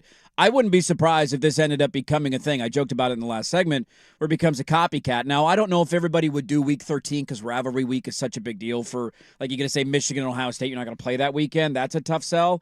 But I've seen a lot of people float this idea for a game during the week of conference championship week, where you basically have an extra flex game, boost your resume. Like, why do those teams only have to go play a game, but everybody else gets to sit at home? Have a flex game where, okay, we're the fifth team in the conference and they're this team in the conference. Let's go play one more game and either help or hurt our resume depending on the outcome of it. So I love the creativity behind it. I love that it'll be something that we talk about as the season goes on of like, ooh, it looks like Oregon State's going to play fill in the blank here. They already have a game against Washington State on their schedule. I hope that they don't play them twice, but I know in a smaller conference you can't avoid that because you got to play everybody. Yeah. And then just like on a surface level, I don't know how Oregon State fans feels in terms of excitement and, enthusiasm for the upcoming year. From the outside looking in, I would imagine it's got to at least be nice to know, all right, this is a conference. This is what it's going to look like more often than not. You get a college football playoff team coming to town in week 2 who's going to be an absolute wagon and an overwhelming favorite. And I know that game was already on the books and we knew about it. That one might be tough. I mean, you're going to get killed. I get it, but at least it's like, hey, that's a big home game. Yes, so if you're buying home tickets, right. I get to go see a top 5 team in the country or top 10 team in the country coming into the year. Right. So you got that going for you, and it's just nice to have a look at, all right, these are the dates, these are the conference opponents, and now we're playing for something and not in this stupid limbo. We're playing Appalachian State on the road on ESPN Plus in the middle of November. Yeah, I think that's the thing is I don't disagree with you there. Like, if you want to go to a good home game, it's hard to pick a better one than that, right? I mean, do you want to see a good opponent or do you want to see an Oregon State win? Because there's either you got both of those on the schedule potentially. You could see a playoff team, though. Yes. Because I don't think they're no disrespect to Coach Shepard. Big fan. Probably not getting there in year 1. You ain't beating Texas Tech. Yeah. And Boise State, by the way, who's the favorite in the conference going into the year, will be a road game. You play them in Boise late. I legitimately believe your best home game might be, I guess it would depend. It's not even debate. It's Texas Tech. And then it's Washington State probably. I mean, in your conference. In your conference, it's Washington State, I'd imagine, right?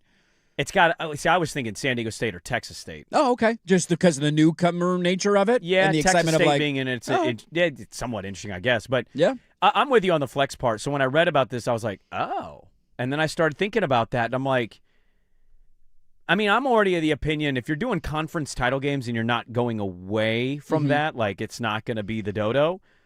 I do agree with the opinion of we should be having seeding games. Yeah. The week of conference title game instead of just asking these teams to play an extra game and, oh, by the way, then take a month off. Yes. And then this is incredibly unfair. And they're not going to change the calendar next year, so they're not changing the month off thing. I think at the minimum you make these other teams play. And, look, you certainly don't want injuries to happen to anybody. I don't want football decided that way. But I just don't know how else to try to level or even the top 4 seeds having to be off a month. Right. Right now they're 1-7 in those games. Yeah. So I think you need to steal this idea for that. I agree with you. That was my takeaway too. Was I want that game to exist on conference title game weekend. Yeah, that would be the only criticism of have that be a set game. And then have everybody play that week 13, or I guess it'd be week 14 technically, the week of the conference championships. So I thought, creative, unique idea. I'm not particularly jazzed about the conference, but that's something that at least I was like, oh, that's a really good idea. I'm curious to see how it evolves as time goes on because I still am of the opinion that of all the non-power conferences, like you're going to have a really good puncher's chance to get in more often than not if you win the conference. Mm-hmm. We saw Tulane get in last year. The 2 thing will probably never happen again. James Madison belonged nowhere near a college football playoff, but they got in. They benefited from it. Like of all those conferences that exist, you're near the top of that mountain. And so just having that idea that there's something to play for or something to ruin for another team or just what will build and the hope that could come out of that and what an appearance would mean both financially and from a fan engagement standpoint if you are to have one of those years that you put it all together. This is not a murderer's row lineup schedule. Houston's probably tough, and you got them on the road. Texas Tech's going to be a wagon. I'm not going to sit and pretend to know anything about UTEP. Montana's a good FCS team. but that's still a game at home that you should win. Colorado State's not much. San Diego State's fine. Washington State's replacing a ton, including a new head coach again. Fresno State, Texas State, and then Utah State. Like, those are winnable games that are on your schedule next year. I don't know if it'll be a disastrous year like it was this past season, but really outside of Boise, Houston, and Texas Tech, I look at you have the possibility to win all the other games that are on your schedule. The unfortunate side of success. Next on The Fan. It's time for Who's Stinking It Up? Do not go in there. A sports lowlight, ripped from the headlines. We couldn't do diddly poo. Brought to you by Three Mountains Home Services. Schedule your appointment online at threemountainshomservices.com. Held it at the line. Here is Slavkovsky moving in with a shot. He scores! Second of the game for Slavkovsky on the power play. 3-1 Slovakia. There's Kenny Albert on the call of that one. Patrick Harris leads me to the way of Nottingham Forest. They're going to get relegated, and then Dirt leads me to the way of betting on Finland against Slovakia. Oops. Big favorite in the Olympics. They lose 4-1. Yeah, I love the odds there. Did not see Slovakia coming out, getting a nice early win. Italy had a nice little run yesterday until their goalie got hurt. They put a little scare into Sweden. We just got Canada, Czechia underway. Bennington getting the start for Canada. Goalie controversy. USA playing today. Let's go. Could have given me plus money on Slovakia yesterday, and you took me the way of Finland. I know. We missed that one. Who's stinking it up? Finland in their hockey game. Brought to you by Three Mountains Home Services. Our friends at Three Mountains Home Services are back with an amazing offer. Buy an AC and get the furnace absolutely free, but only for a limited time. Year-round comfort starts now. Visit threemountainshomservices.com today.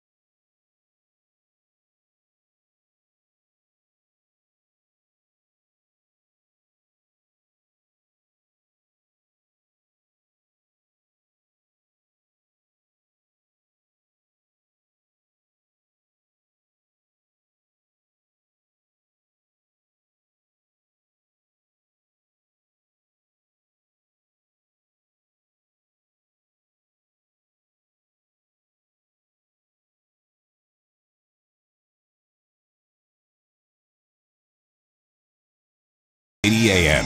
Hey, welcome back in. 748, Portland Sports Leader 105.1 The Fan and the Fan Sports Network. The Odyssey app, 1080 a.m. YouTube. Good morning. We got a Magic Hat Thursday to get to. Fan text line 503-864-6326. I saw this from Ryan Clark yesterday. What's old Ryan Clark up to? Well, he's covering the Ducks now. Yes, he is. He's on the Duck beat. Welcome to the team, Ryan. Dan Lanning's guy, Crepia, has been assigned to the Beavers, and Clark is now on the Ducks. Oh, look at that flip-flop. They've done some flip-flopping. And he wrote a story at OregonLive.com. Oregon football season ticket holders will see a significant price increase heading into next season. Tickets are up an average of 15.33% over last year in total cost across the various price points, according to the data shared with the Oregonian. That includes an average ticket face value increase of 14.6% and a 24% boost in required contributions to the DAF, or as they know it on the streets, Duck Athletic Fund. Yeah. This sucks, man. It just sucks. Welcome to winning. Yeah, I mean, it's a state. The program has never been in a better spot.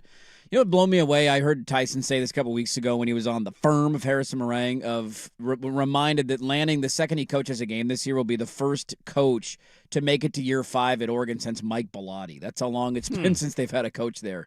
For 5 years, the program has never been in a better spot. They've never been more set up for success, and with that is going to come more expensive things. It's just every time it happens, it doesn't matter if it's my team, a team I like, a team that I don't like. It just there's pain that comes with it because you're pushing out diehard passionate fans who have probably slowly been pushed out over the last 15 or so years to not be able to afford going to games. Now, there are still certain matchups throughout the course of the year where you're going to be able to get an affordable ticket and you can find one on the secondary market, you know, at less than face value. I'm sure there's always those games on the schedule. This is more so for the input that you have to have for season tickets and the extra requirement that goes on top of it. My in-laws have been season ticket holders for years. They're getting the bills that are coming in. It's just like, Jesus, it keeps going up every single year. Okay, your in-laws, good example, because I have some buddies that are Duck fans and some bigger than others. Are your in-laws going to continue with season tickets with this price increase? Keep on going, man. Keep on going. They love going. It's a thing to do. It's the program's in a great spot. You're getting big home games seemingly every year. So what's the break point? If I tell them tomorrow that next year it's going to rise another 12% because they made the title game, that's what? That's 26% in 2 years. Yeah, I don't know what the breaking point is. I'm sure everybody has a different number in their mind of like, all right, that's enough. Yeah. But yeah, it's only going to continue to go in one direction unless the program craters, which I just don't see happening. I don't either. It's only going to continue to go in one direction, and this is what happens. And you see it across all of sports that the better you get, the more expensive it gets, and the more you phase out the diehard passionate fans, and it's unfortunate. Like Autzen will still be rocking. Yep. The tough reality for the fans who can no longer afford it is that with the added success will always come the new fan, right? Like the more you win, the more front runners you're going to get. And Oregon certainly has a lot of front running fans.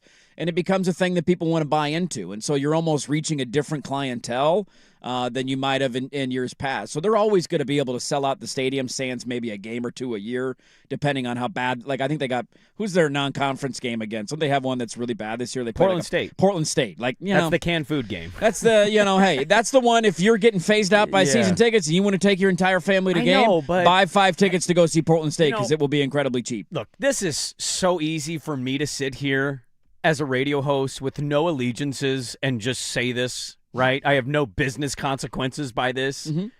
I just wish, and they're not alone in this, this is every big college program in the country that's winning. You think Texas Tech's tickets are staying the same price? I highly doubt it. Highly doubt it with Joey McGuire in that roster. Yep. My whole thing on the ticket price increase isn't like, oh, I'm shocked the ticket prices are going up. They're winning. It's more like I wish there was at least 2 games of the year in conference that fans could enter a lottery of some sort that are price controlled. Every ticket in the stadium's kind of the same price, kind of lottery system. Yeah, kind of a whatever. Garth Brooks model of ticket sales, I mean, if you will. dude, he's Garth effing Brooks. If he can do it, why can't sports teams do it? And I know, Sprague, they're going to make money, it costs so much. Yeah, I get Garth it. Brooks doesn't have to worry about NIL and revenue sharing, all right?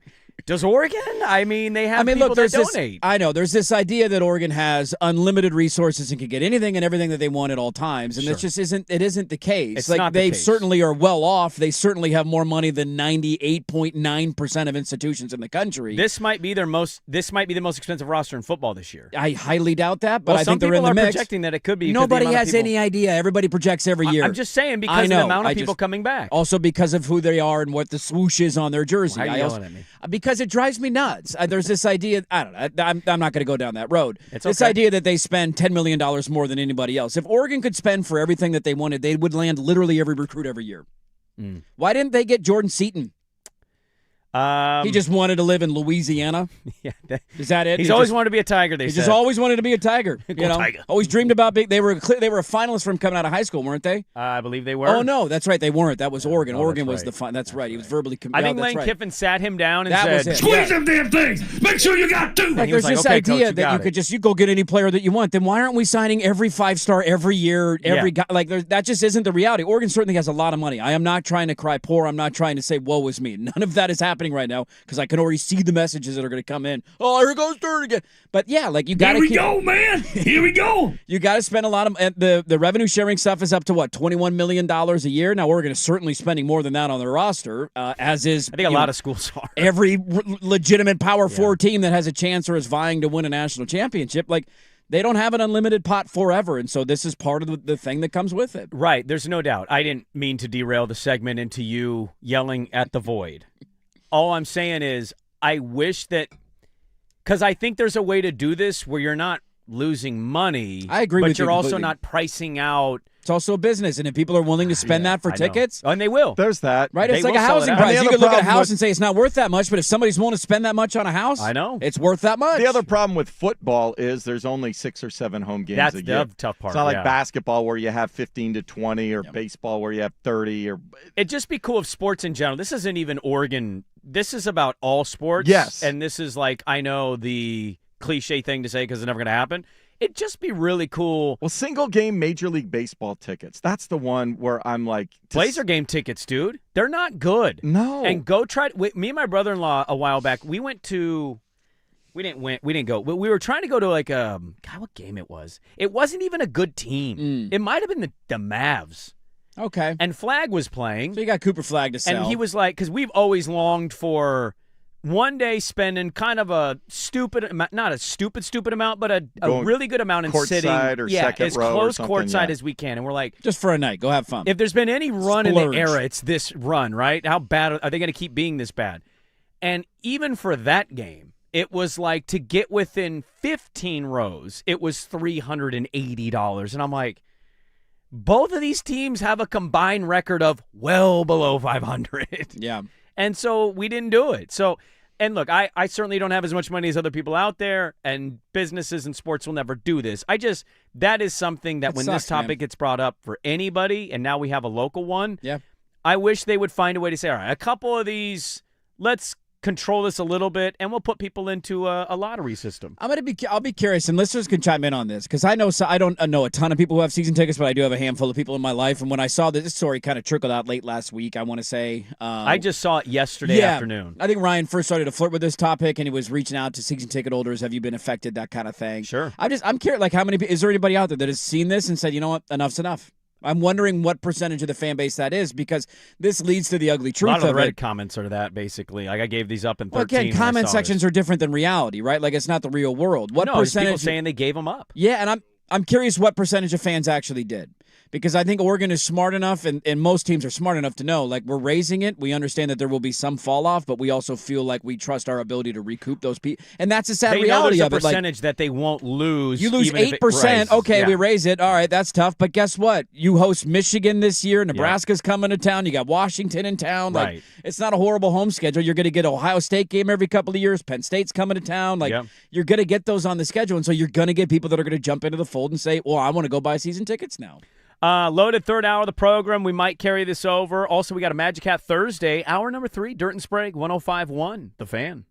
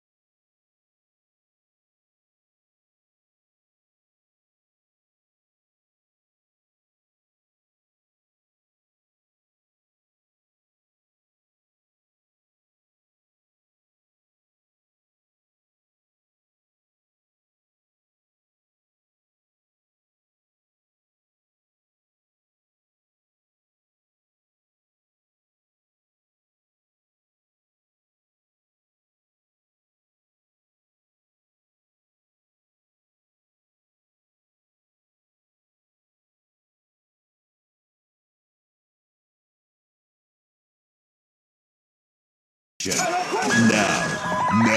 from the George McCoy and Warren Allen Sports Desk, a Sports Center update on the Fan Sports Network, 105.1 FM and 1080 AM. Brought to you by Big's Chicken. Try their smoked and fried wings tossed with a perfect dry rub served with a trio of killer sauces. Menus at bigschicken.com. First on the Fan, the Timberwolves had all the killer sauces Wednesday night in Minneapolis.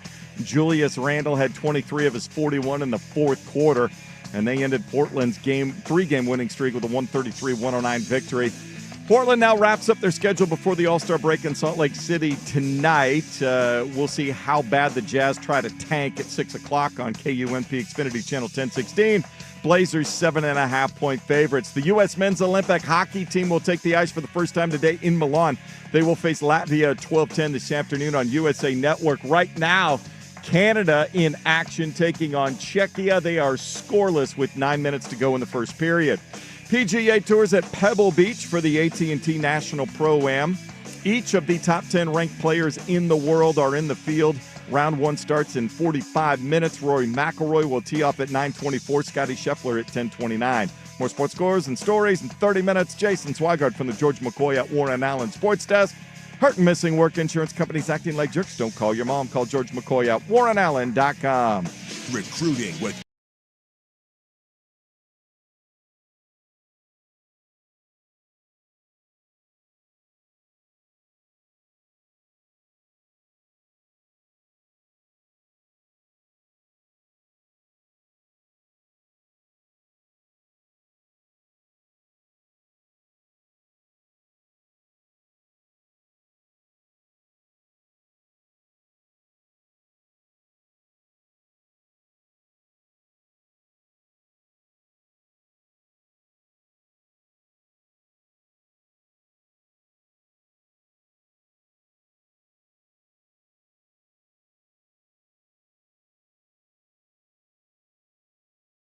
Fan Sports Network. Hey, welcome back in. Hour number 3, Eater and Sprague, Portland Sports Leader, 105.1 The Fan, 1080 AM. Odyssey app live on YouTube. Good morning, everybody. We catching that Olympic hockey fever yet? Not at all, actually. I put on MLB Network. Come on, man. Pretty excited For about like the a MLB week. season. Just give me a week. Pitchers and catchers reporting. We got McDavid and Crosby playing together in the same lineup right now. It's never happened. Well, it did happen last year in the Four Nations, but it's never happened in the Olympics. We just lost Schwellenbach. Come on. Canada had a goal overturned. McKinnon had a goal overturned by a tripping call. Oh, Czechia, Canada, scoreless. 8 minutes to go in the first period. Dude, we're in a tough division. We've got the Phillies and the Mets, and we're the third over-under wins on FanDuel right now. I love you and I hate you at the same time. Okay. Just had 2 weeks. That's all I asked. Blue Line Brandon for 2 weeks. That's all I need. 2 weeks. I did your stupid, cup check segment. All right. I cup checked with you. All right. I let you kick me in the cup. Wow. You tested my cup. I gambled with you yesterday. What are you attacking me for? Watch hockey, damn it. I think Dirt is ready to fight a bear. I am. I can bring on. Somebody said if it's, where did this saying go? Hold on, let me find this. Somebody said you guys missed one. One of the Bears? If it's grizz, get it rizzed. What does that mean? What the hell does that mean? I don't know. I don't even know if I can say it on the air, but I read it. Thought it sounded funny. A couple of thoughts that came in. Fan text line 503-864-6326. Where did this one go? Somebody said the cheaper tickets at Autzen haven't gone up that much. The more expensive tickets are behind the biggest increase. So that I could see. So if you still want to get into the stadium, like there's spots that you can My move whole to, thing, I'm and sure this that is are for Major affordable. League Baseball, the NBA, all of that. Lower bowl or lower level, right around the charge whatever you can charge to get away with. Get out of here. Once you start getting in the, Over for a certain seat for Moda number. Center, the 300 level, they should be held on not just the corner end zone in the top 5 rows that are, cheap. Because I'm wondering, I don't want to sit there. Well, I understand that. Daddy, no. No, Daddy, I'm not sitting up here. That ends. But the quote That's the most Lakers thing you've ever said. I'm kind of impressed with you. I mean, I don't. I won't go to a game unless I'm in the 100 the quote, section. or got family-friendly, club. affordable sections need to be expanded. There needs to be more of them. Look, do I sit in the 100 section on an occasion and hear the boom, boom, boom, and look way up to section 330 and go, hell yeah, brother, get us going. Play that drum. Yes, I do, because I will not drum at 111. But I will tell you. You should be drumming in 111. You're drumming in 330. It's getting my juices moving in 111. Thank you for your effort up there. Those are the most diehard fans there are. There's no doubt. Timmy said this is the first year me and my friends are taking over my parents' season tickets. They've been season ticket holders for 30 years. This will be my first. Part of the reason we're going to hold on to them is because we know how hard it is to get season tickets, so that's why we took them over, so we didn't lose them. I know that's certainly a thing where there's lists and different donations you have to make just to get into the pool to be able to buy season tickets. That once What's you it make cost to get a parking spot? a parking spot, That's right? where they. And people are get texting ya. in like that's the other part of it. It's like you're just talking about the season ticket part or the price allotment. Oh, it's all the but additional costs. It's all too, the additional cost. Like it's incredibly expensive. Eating and parking and the gas and all that stuff. Like if your in-laws, like if they keep them the rest of their lives, is your wife getting him or is your brother-in-law getting him, or are they having to He split? goes with them. I don't think my wife ever has any interest in being. He has boxed her out. He Oh, is yeah, it's the three of them basically go. assured that he's getting those tickets. Well, a little bit different for her too now with the little guy at home, and I'm already down there, so it's taking a I guess that's true. kid to a game every weekend isn't feasible. But yeah, they go every week, and they've gone. So I would imagine he would keep them. I don't think the wife ever wants to do the season ticket thing. One of my buddies. She likes going to a game. Like we'll go to a game. I'll take her Right. down. I take her down but to one not game. six She's not or going 7 every- of them. Yeah, one of my Every buddies, weekend. his wife grew up in the Denver area, and they had season tickets to Broncos forever. And then when her parents passed, she had a sibling too, so they kind of split and manage them. Mm-hmm. But they will, obviously being out here, they live in, Portland area. So they will pick maybe one or two that they'll fly back and kind of take some friends or go and make a thing out of it. And then, her sister might have one or two, and then they'll sell the rest of them to then cover the cost of it for the season. Yeah, but they don't ever want to let them go. Yeah. Well, so yeah, if you have them in some places, like I heard a buddy of a buddy, basically his dad was a ginormous Packer fan. Mm-hmm.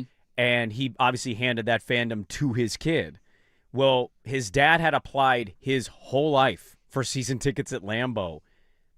He passed. Guess who got picked? So they reached out and said, hey, You've been picked. Your dad's been picked, but he passed away. Do you want him? Oh, my God. And it was, I can't remember the exact number, so don't quote me on it, but it was something like they were basically, you got to put down 20 G's. Yeah, for the seat license that you have to And pay for. He and that's before you even pay for the tickets, well, essentially. And he's a fan of them. He obviously loves the team, but he also is thinking my dad he tried his whole life to get these. He finally gets them. He's not here. It'd feel like a disservice to not. He paid for them, and he has them every year. And I think he only goes to 1 or 2 games and then sells the rest of the tickets if there's other fans in his life. Yeah, I remember talking about it the week Ohio State was in town a year ago of how much money people were getting offered from Ohio State fans. So that's the other side of this with the new conference look. And I hate that fans are now faced with that conundrum, although I certainly understand that's a very hard decision to make. Yeah. But Michigan's in town this year. I don't know how good Michigan's going to be. They got a young quarterback who's a little unproven, but Kyle Whittingham should stabilize things a little bit. They should be better than they were. I also know Michigan fans have a butt ton of money, and there's a butt ton of them. And how much money are you going to get offered for your season ticket for that one game? Yeah. Right? And so that's the other. People were legitimately getting offers for $20,000 from Ohio State fans to come out for the game 2 years ago. And some sold. There was a decent amount of red in that stadium, as there is everywhere Ohio State goes. Wasn't as bad as I thought it was going to be initially going in. But some people turned down those offers, which God bless you for doing that. I don't know if I would have the ability to do it if I was in your shoes. And so I don't really want to criticize anybody for saying yes or no to that. But that's the other part of this of when you get those level of home games, if Penn State gets back under Matt Campbell and they make their first trip out to Penn State's never played at Autzen before. You don't think Penn State fans are going to come in all over the place and try and buy those tickets? Look at Indiana last year. Look at Nebraska fans, dude. 80,000 Nebraska fans travel to every game that they go to. So you're going to have the ability to sell a game especially after all of them cycle through Autzen once or twice. And if things keep going up and up and up. Yeah. It'd be funny if a Duck fan was like, yeah, I got to be honest, sold my tickets for the 2 biggest homestands, went to the rest, and I still made more money. I'd bet there's some of those fans that exist. Shocking, yeah. I don't think it exists for Husky fan or USC fan because we've played them forever in Autzen, so it's not the same novelty of it. It just depends on the season they're having. Probably depends on the USC's season. really good this year with Lincoln. That's going to be a hot ticket. Sure. Well, this one's in LA, but the larger point. Yeah, sure. Yeah. A couple of quick thoughts here. One listener said Oregon State baseball tickets tickets have gone up 20%, Oh, including I know. premier seats that were locked in for decades by season ticket holders. Remember those tickets we got that I got us? Yeah. Yeah. That didn't happen. That dried up. Another quick. Beaver fan chiming in, ironically, saying, we used to have Beaver season tickets for years, always bought the RV parking spot, too. They always offered us first right of refusal on the seats and the RV spot. Went to renew after the remodel of the stadium was done. Sorry, we decided to give first choice of parking based on how big your donation is, and they all are gone. Yeah, they owe money You on got to that. pay for the remodel, I get it, but it left a bad But it taste in my sucks. mouth. Feels Yep. like prices go up, and you get less and less for your money across the board. That's That what hurts is is true. the price increase, and then your team continues to get worse. I mean, that's a killer. It's one thing to ask me to pay more money and my team's going 11-1 or 12-0 every year into the playoff. It's another thing to ask me to pay more, and we went 2-10 last year. Is that did they win 2? I think so. I forgot. I didn't mean that as a diss. I genuinely forgot. They beat Washington State in one other game. They went to Omaha, though. Finally, they did go to. How could we forget? We all knew that they were there. Baseball. Hey, we Two got wins, we forget. We got an Oregon State baseball game in Hillsboro. Yeah, they Yes, got you do. announced. They set a date. Yeah. Swigard's going to be there. Are you going to be there? I'm going to be there. I'm a baseball guy. Baseball school now, dude. Who's your best player this year? I mean, the guy from the draft. Bryce Betcher. Yeah, dude. You know Bryce Betcher played center field? Who's your home run hitter you just had like a year or two ago? The guy from the draft. Yeah, the big bomb. The bomb guy. We called him Bombs Away. That was the nickname for him. That was his nickname? Because he hit so many home runs. Yeah. It's like, dude, there goes Bombs Away again. Hitting another bomb away. We got Chubbs on third. Hot corner. I actually might go check it out. If I got nothing going on that day, I might. That'd be fun. It's out in Hillsboro. It's a Friday. Is it a Friday? I need to look at the day. If it's a weekday, like with I have to work the next day, I literally would We not be there. surprise each other sometimes. I know you enough to just say you're not driving to Hillsboro. The only reason I would contemplate doing it is the kiddo's getting really into baseball right now. Like every time baseball comes Yeah. on TV, he gets excited and wants to watch it. He can be excited at home in your living room, or you can drive to Hillsboro. What would you rather do? It depends on the date and the time. Yeah. Date and time are very key. And then he's here. going to run to the hill. And now you're just running and watching him roll down a hill instead of watching any of that baseball game. You're not wrong. He said there are cheap basketball tickets for It Beavers is a men's basketball. Tuesday night. No, I'm not going to be there. Never mind. Okay, let's get to last night. Didn't go well, but at least this continued. And then Joe Freeman coming up bottom of the hour. Back after this on the Fam.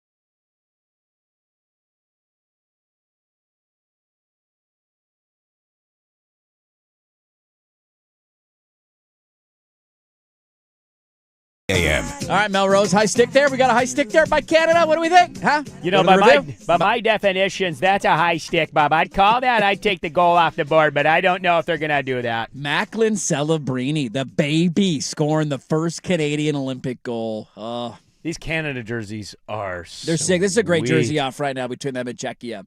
They got clean white looks with the red maple leaf flag. Czechia, I love those European countries that have the crest. I love the crest, too. The crest is just a good We saw look, that yesterday with Slovakia. They had the same thing. Good Now, little crest. I've had this opinion for a very long time in my life. Okay. I don't know if there's a better color combo than red and black. Now, you might be more of a blue guy. Right? Not me. I don't blue. Well, just a lot of people can be blue versus red or whatever, but I think we're all partial in some ways to the color schemes of the teams that we root for. Sure. Like there's always that inherited bias or built-in bias when it comes. I don't feel like that exists for red and black. Who doesn't look good in red and black? Who has the worst red and black uniform in sports? And we're talking like not the alternate all-black Nebraska or all-black Niners. I'm just red and black are their colors, and you go, ugh, you don't know what you're doing. Are the Cardinals technically red and black? What's the Cardinals' second color? I always thought it was red and white. It's more of a red and white. But I know that they've implemented black as because there's of the not a last lot few of red years. and blacks in the NFL. I just was looking at NFL logos. Like how many red and black teams? The Bucks aren't really red and black, I wouldn't say, are they? Kind of. They're more like a red and I feel like it's like a dark gray or like a silver. Yeah. In the NBA, you have the Bulls. I mean, delightful look. The Heat. The Heat have a great look. Elite. Any other red and black? The Blazers, obviously, great uniforms. What about the Rockets? Is that I don't view them as red and black. What's your mind say? Red and what? Because they had the red and white, but they also had the blue. They've had so many different iterations over the years, like the giant spaceship on the floor. But they also have a red and black jersey. Dude, yeah. That is one that I would throw out there. Like their Yao Ming, Dwight Howard. I guess Yao Ming was probably he wore them. But like when Dame hit the shot against them, that era of Rockets jerseys, I hated. Well, they were wearing red. They were red with white trim, so it wasn't fully red and black. KD I get it. Has the red and black. He wears the red and black one. Let me look in the NHL. Devils got a clean look. They're red and black. I like the Devil. Red Wings are more of a red and white. But yeah, to your point, it's a hard color combo to beat. Hurricanes. Red and black. Hurricanes got a great look. Great look. Their hockey stick with the flag blowing in the wind is one of the coolest jerseys in all of sports. Blackhawks are great too. That's what I'm saying. Like you can't find one where red and I think you could find a blue combination.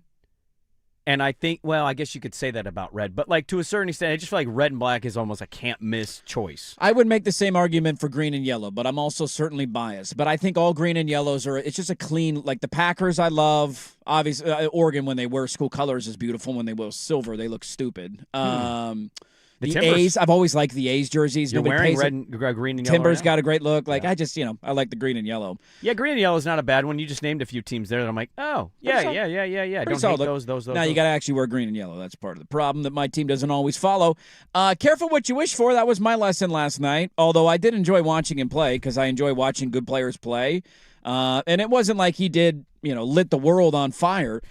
Anthony Edwards ended up staying in the lineup last night. He was a little under the weather. That was the Julius Randle game. It was the Julius Randle game, and first quarter was up and down, bad out of the gate. You kind of found yourself somewhat back in the game and then got lopsided very quickly. Late third quarter into the fourth quarter of Portland.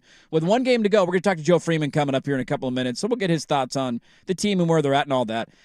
We can start with the good or we can start with the bad. I know Drew Holiday ended up having a decent night after a really bad start. I think the biggest takeaway, it has to be Scoot again, right? Like, if we're just going to focus on the positive angle of things, because that was a pretty dud game, and they got blown out in the second half. I think when you play that kind of game, you can say somebody played well. I don't think there's really positives. Okay, totally fair.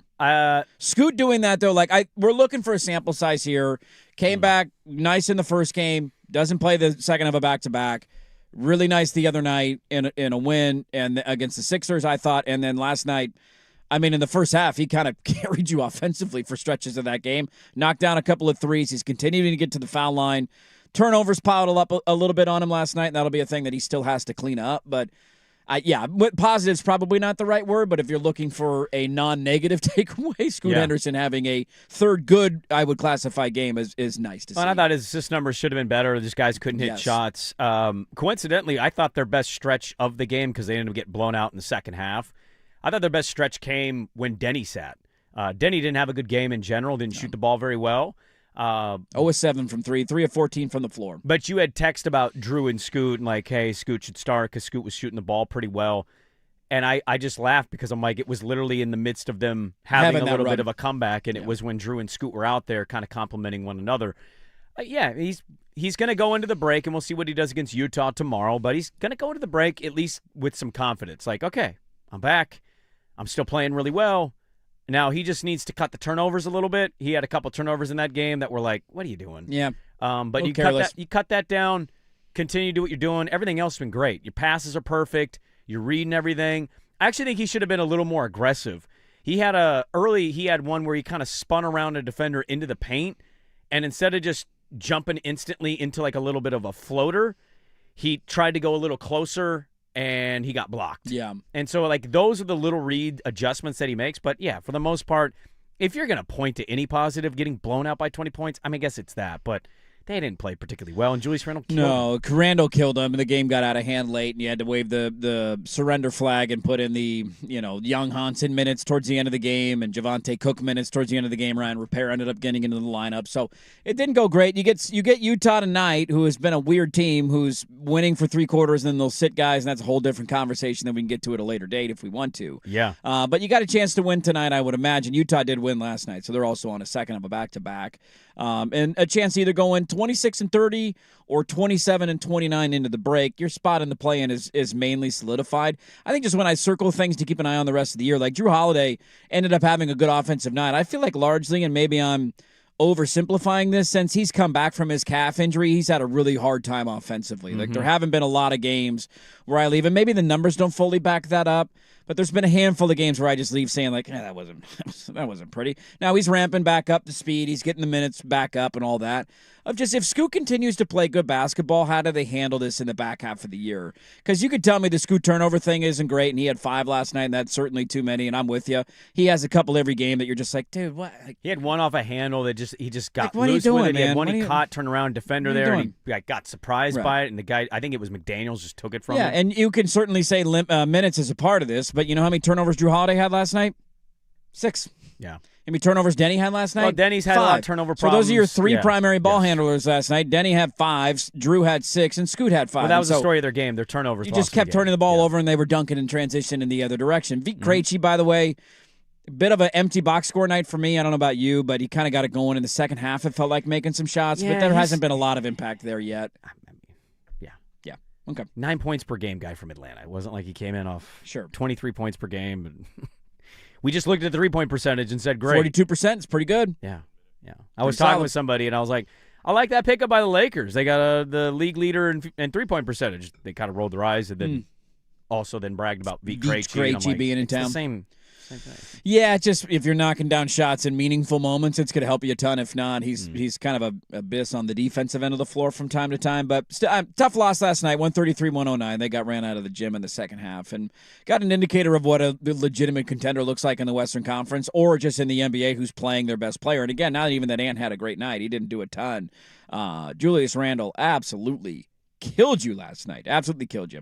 So 133-109. Last game before the All-Star break is tonight in Salt Lake City, but nice to see Scoot have 18 again. In 19 minutes on only 8 field goal attempts. The efficiency is what I love the most about the way he's playing. Excited to see where it goes the rest of the way. Let's talk to handsome Joe Freeman of the Oregonian, covering the team for a long time. His thoughts on just the state of them, the roster, one more game going into the break, what they're going to do in the second half, and then also the big elephant in the room, what's going on with the stadium financing. They're down in front of the legislature. His thoughts on that. He's been around the team a long time. Joe Freeman is next. First, your Swag with Sports Center.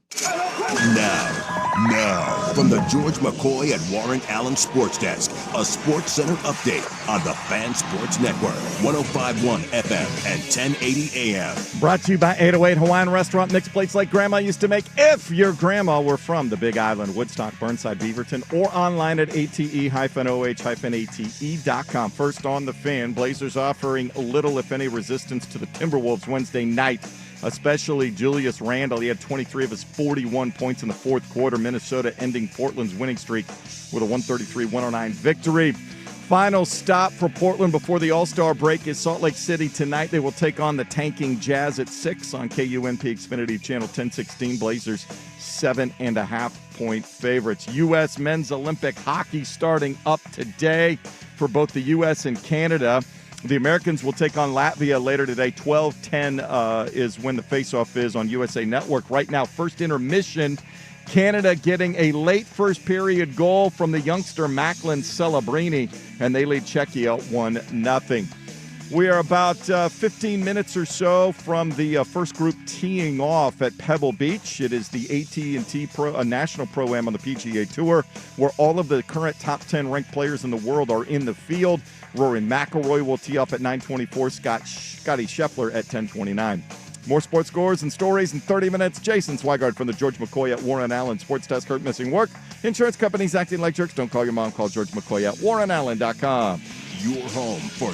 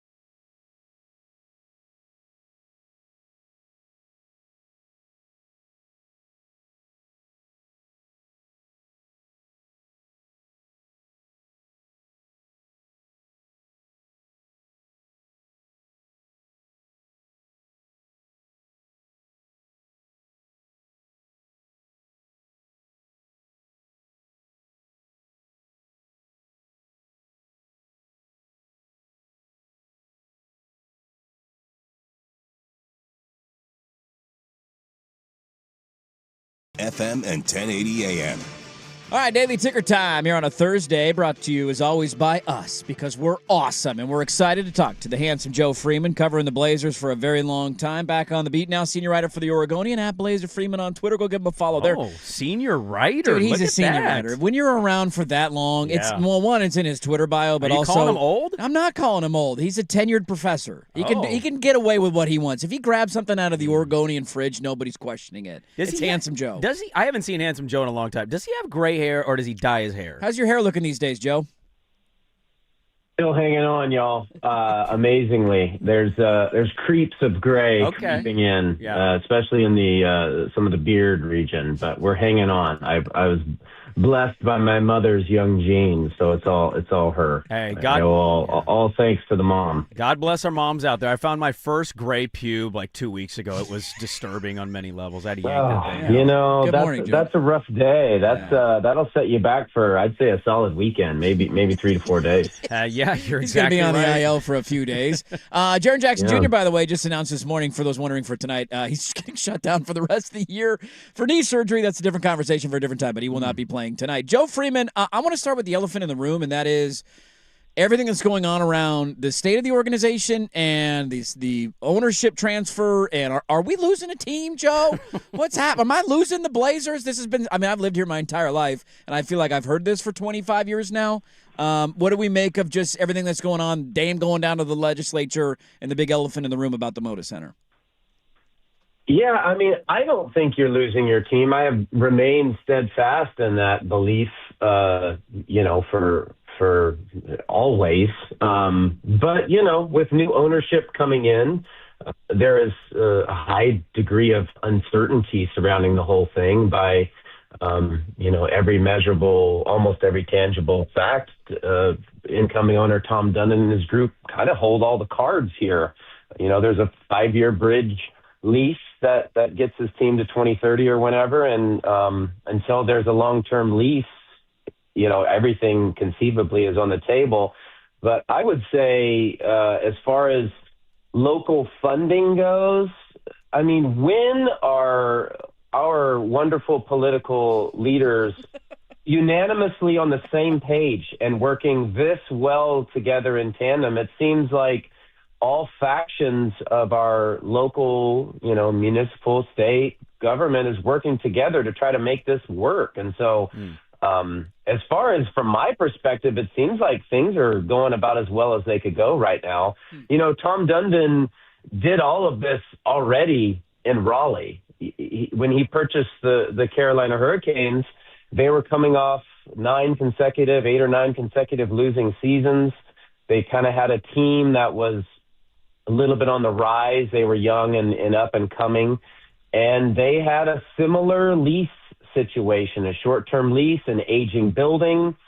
And, he worked with all factions of their local government. And in the end, they similarly, there was also one other thing I should mention. There was ongoing fears that the team would relocate. Yeah. That was hanging over their heads there. And they ended up, all sides reached an agreement on a $300 million, package and then more to develop the surrounding area. So they're in the process of renovating their arena in Raleigh right now. So he's already done this.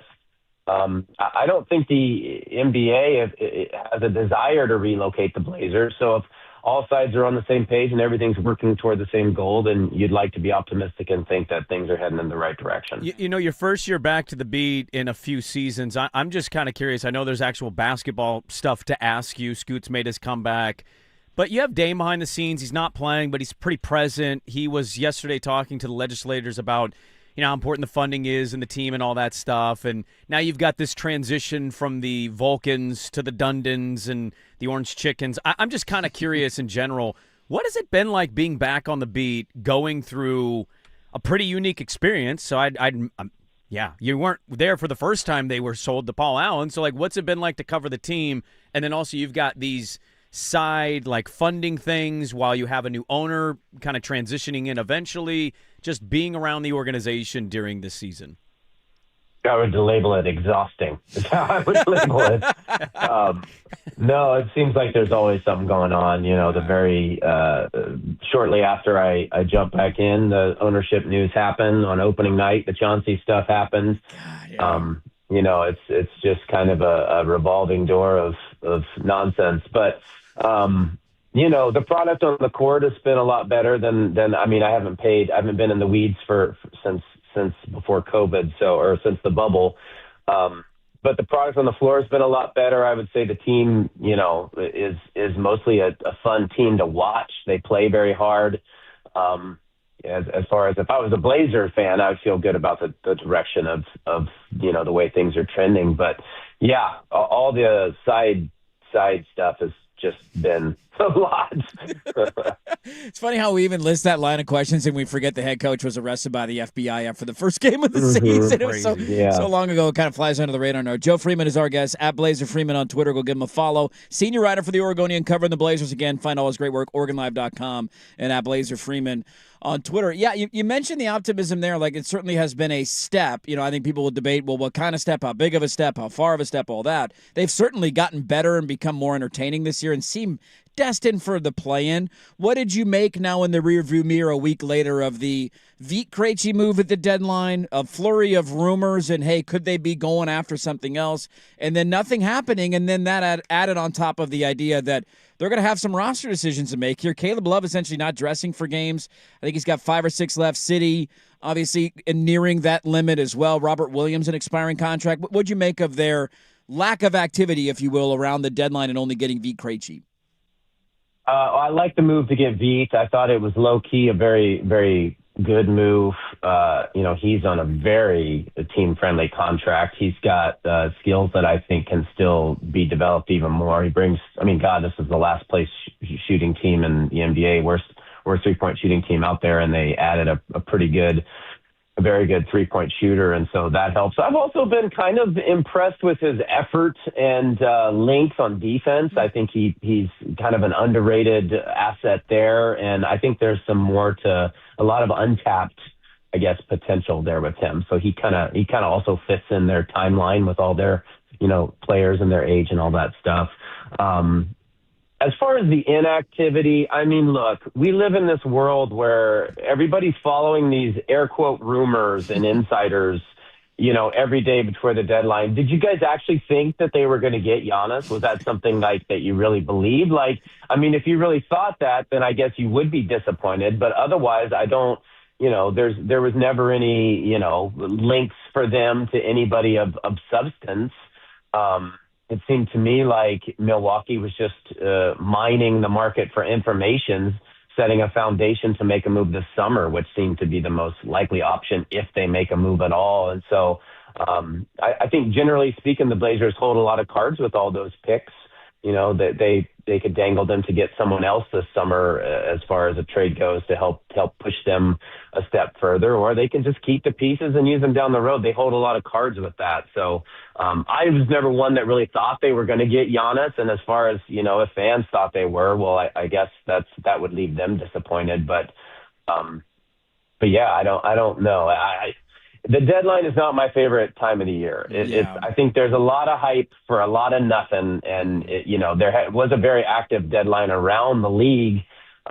But it's not typically a time where the Blazers just make this huge move that redefines, the trajectory of the franchise. Yeah, Dirt, you idiot. Why would you believe they're going to get Giannis at the trade deadline, you moron? I think he was just fishing for Kalshi bets. That's what Giannis was doing. He was just trying to make some money on the side. So Scoot's come back, and he's played, I think last night was his third game back since he's returned from his injury. And for the most part, it feels like it's looking good. What is he saying about being able to play basketball again after quite some time off with the injury, and just kind of your overall thoughts of, even though it's just a small sample size, how it's looking so far with how he's fitting in with the guys that have been playing most of the season? Yeah, I think he's looked pretty good, man. I think he's done a really good job facilitating and playmaking. I think, he hasn't played in 50 whatever games. So, there was a natural kind of, it's going to take him a minute to get back to the midseason Scoot.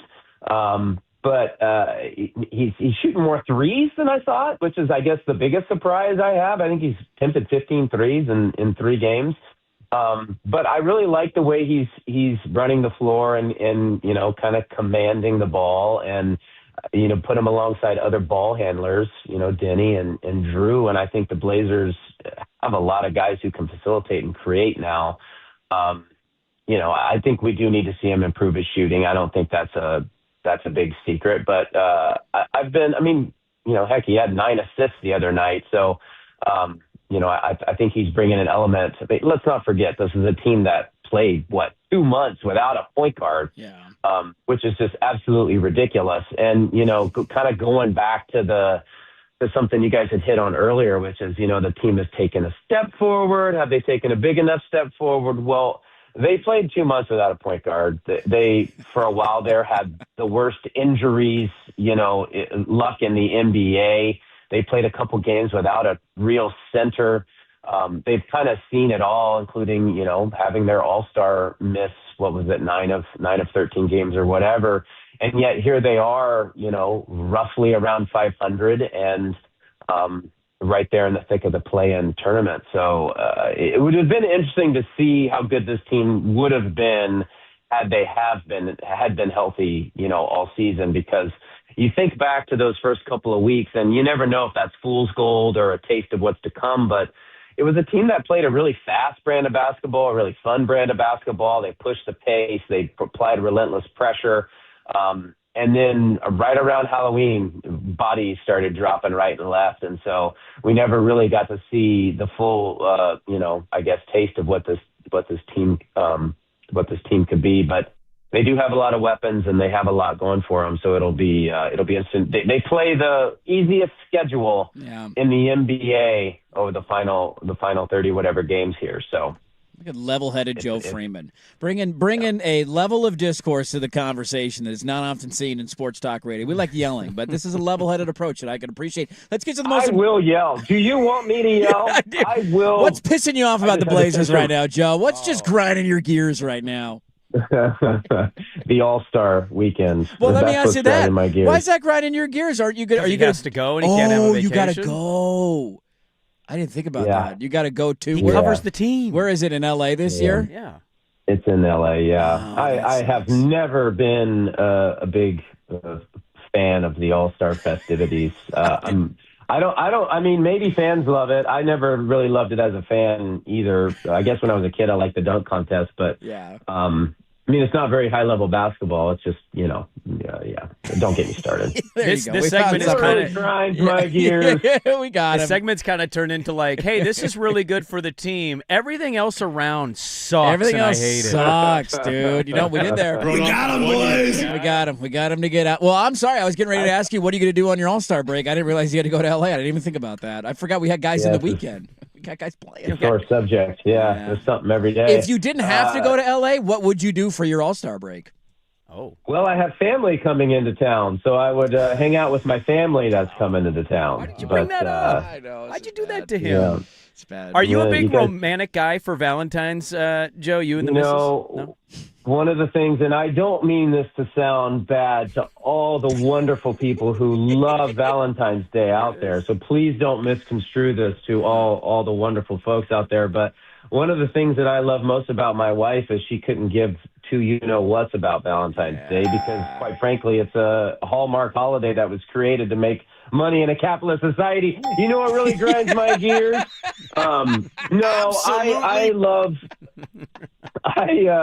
show my love for my wife on a daily basis, so I don't need to make a big spectacle of it on a made-up holiday day. That is, but to those who love Valentine's Day, I love it. My kids, they're all in on the Valentine's. They're having parties at school that I'm also going to miss from the All-Star weekend. But, they got their Valentine's dialed in, and so that's pretty fun. But for me and the missus, we keep it low key. We got Freeman on the front porch, going. Clint Eastwood. We got him going. Let me tell you what I hate. Let me tell you what pisses me off, man. Well, hey, look, if you want to read all that great All-Star weekend coverage where Young Hansen might be the G League MVP, we could have Dame winning a three-point contest, Denny me winning it for the world. It'll all be at OregonLive.com. Written by the one and only Joe Freeman, Handsome Joe, at Blazer Freeman on Twitter. Go give him a follow. I know you won't enjoy it, but have a wonderful time in L.A. Thanks for the time this morning, and let's do it again soon. All right, guys. Good talking to you. I'll talk to you later, man. Enjoy your weekend. You too. There you go, Joe Freeman. The Handsome Joe, getting ready to go down to L.A. We didn't even have a list of things to piss him off about, and we found all of them. We did. We checked every. Yeah, that would piss me off too. If I had to go to L.A. cover an All-Star game, I'm right there with him. I know, like, but no, dude, no. It's definitely one of those, like, you say that out loud, and people go, oh, it's real hard. Is that hard work? I've been doing this for 20 years. Like, yeah, man, I got family in town. I'd like to see my family. Like, it's a little more important than a guy. Bunch of guys who are going to not play defense trying to win a basketball game that nobody cares about. I swear on everything that's holy, I know we'll get to it tomorrow. If Dame gets hurt during the three-point contest. Oh, buddy. Like, there's a noticeable limp from one rack to the next. Oh, that's a setback in rehab. Shut it down. Shut it down now. Walk him off the floor. Where's Sabrina Ionescu? What's she doing? Get her ass out there. It's dangerous to have the GM of Damian Lillard Toyota in the three-point contest. It's dangerous. Need my Toyotas. Thanks again to Joe Freeman. Let's talk about an issue. Actually, you know what? We're not going to have enough time for that. I'm not going to do that here. Put a pin in it. We will get to the Magic Act coming up at 9. We got a Diet Johnson. That's next on The Fan. Big hits, big bets, big plays. Today I'm laying the big wood. This is the Layin' Wood Report, brought to you by Mr. Plywood, serving Portland for over 50 years. Kolick on the right side for Diawara. The crowd wants Alvarado to shoot. Kolick obliges. Alvarado, left corner, three-pointer, knocks it down, and the crowd here rises to its feet. Knicks radio on the call that one. They beat the Sixers last night on ESPN, 138 to 89. I mean, that's a drubbing. That's called laying the wood right there. How has nobody figured out the Alvarado Steele backcourt thing? Is it just he's too tiny? You forget about him? Like, how does he still get away with that? Funny thing is he's bigger than you. Hey, the Knicks are laying wood against 76ers on national television. You just laid the wood to me. Brought to you by Mr. Plywood. Unnecessary low blow. Mr. Plywood's laying wood, and they're serving Portland for over 50 years. Delivery, custom cutting, and special orders. Visit them on Southeast Stark Street or online at mrplywoodinc.com.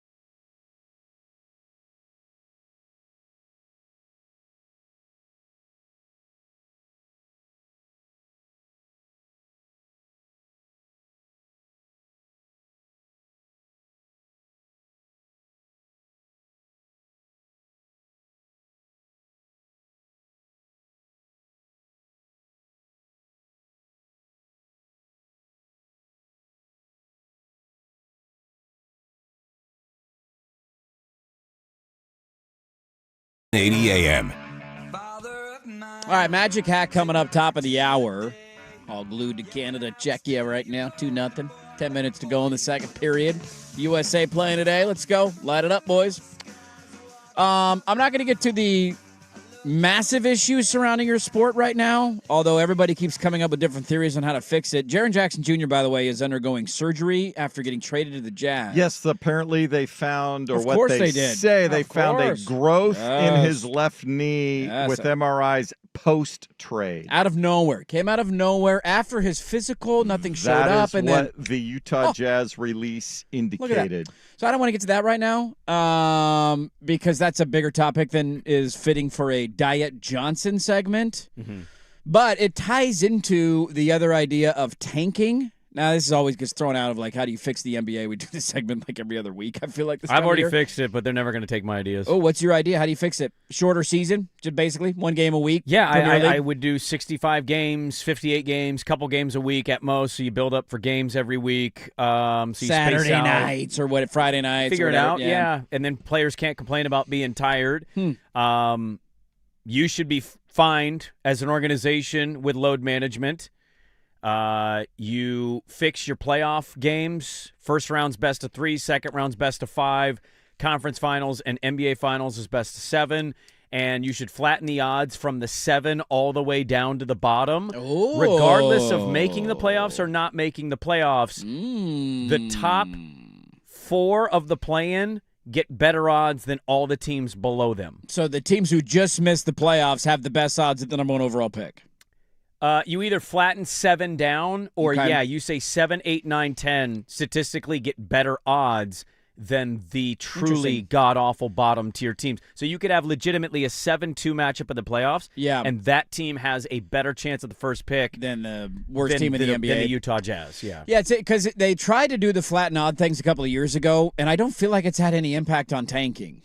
Well, teams it are hasn't still- impacted tanking, but it's impacted how the lottery is broken out. Without a doubt. Yeah. We've had a lot, literally last year. But they're still playing the numbers game of give me the most higher ping pong percentage balls. chance. I also think it's year to year. You're seeing worse tanking this year because it's not just one dude at the top. 4. There's like 4 or 5 guys that if you If get you end up with a could top 5 pick, be you're fine. Game changers. Game changers and potential long-term all-stars. I saw somebody. I had a buddy text me this yesterday. My buddy Spencer sent it to the group feed to get the responses from everybody, and it was an idea of have the lottery all-star weekend.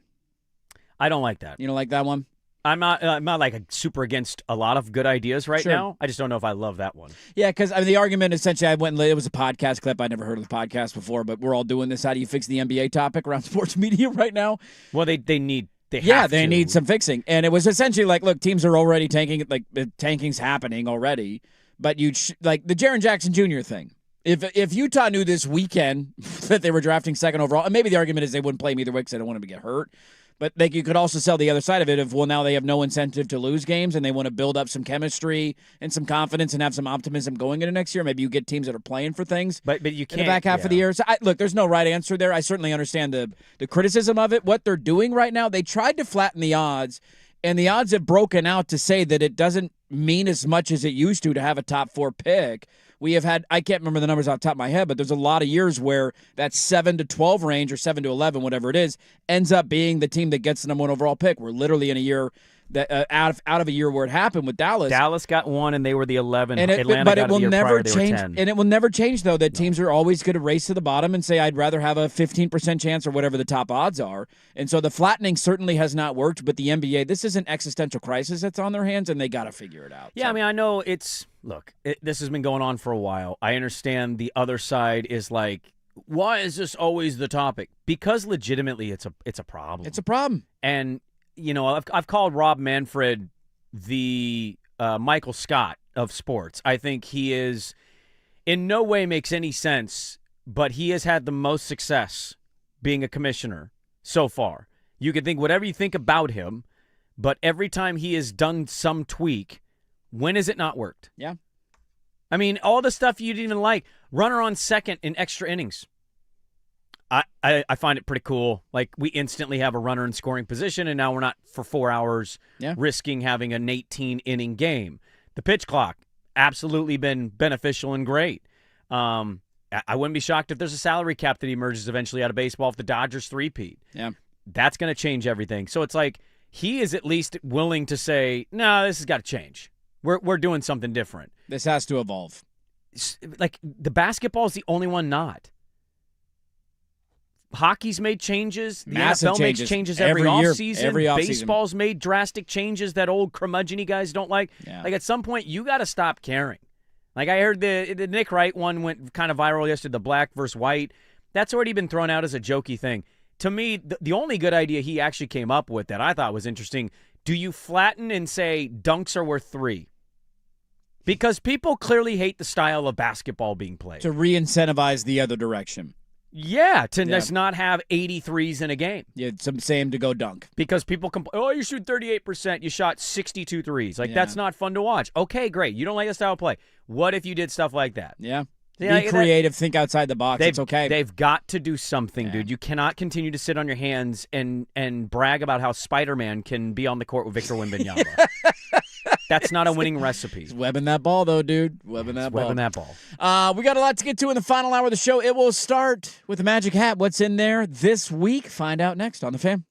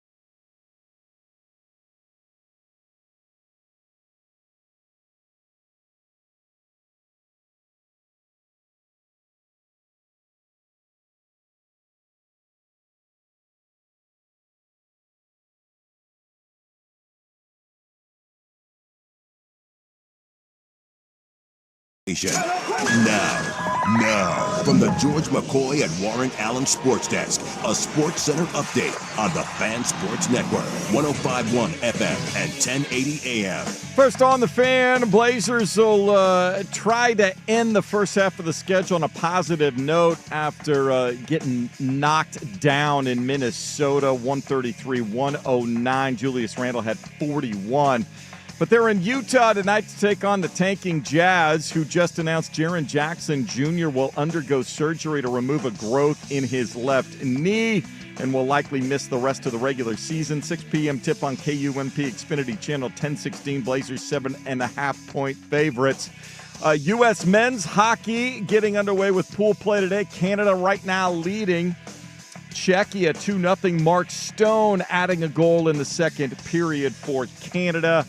They've got about 4:45 to go until the second intermission. The U.S. men on the ice this afternoon, 12:10, face-off against Latvia on the USA Network. More sports scores and stories in 30 minutes. Jason Swigart from the George McCoy at Warren Allen Sports Desk. Hurt and missing work insurance companies acting like jerks. Don't call your mom. Call George McCoy at warrenallen.com. The home of primetime with Isaac and Sue. Weekdays 3 to 7. The Fan Sports Network. 105.1 FM and 1080 AM. All right, let's get to the Magic Hat. It's the Magic Hat. Yeah, baby. That's what I've been waiting for. Bring it on. Basically, a bunch of topics, and we have no idea where the sports gods want us to go. Okay. Until Swag pulls it out of his Magic Hat. Hocus pocus, where are you? Now you see me. Now you don't. It's magic. It's simply what it is. It's magic. We don't know what's going to come out of this hat. Where is that rabbit? Abracadabra, MFers. Let's do the Magic Hat. The only thing this hat's good for is the trash can. Hey, let's do this final hour. Dirt and Sprague here, Portland Sports Leader. 105.1 FM, The Fan, 1080 AM, the Odyssey app, live on YouTube. Good morning, everybody.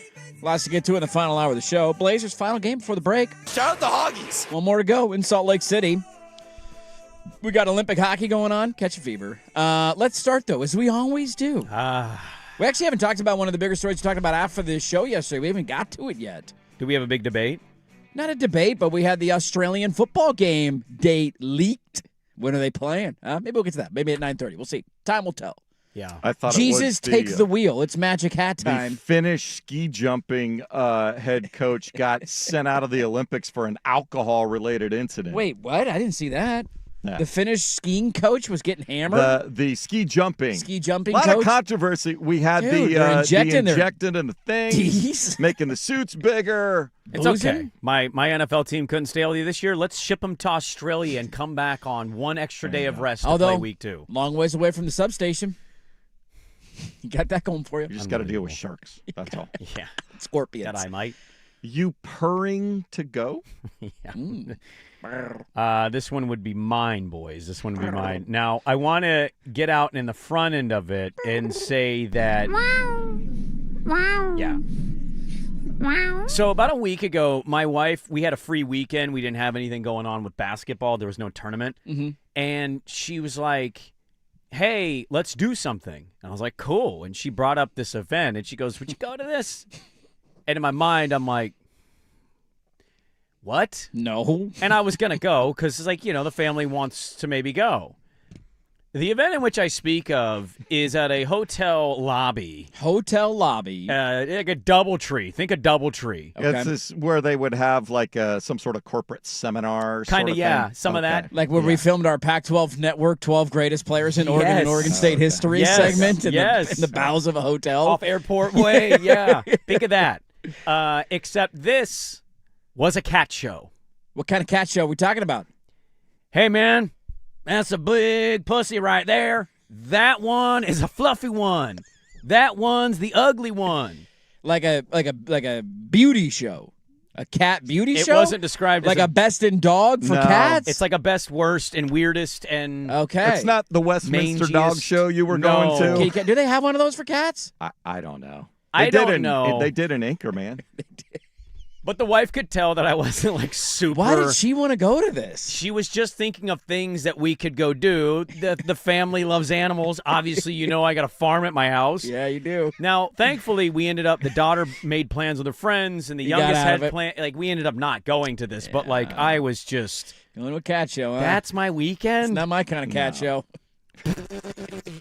I just felt like Chevy Chase eating grandma's Jell-O the whole time. There's nothing but single women there.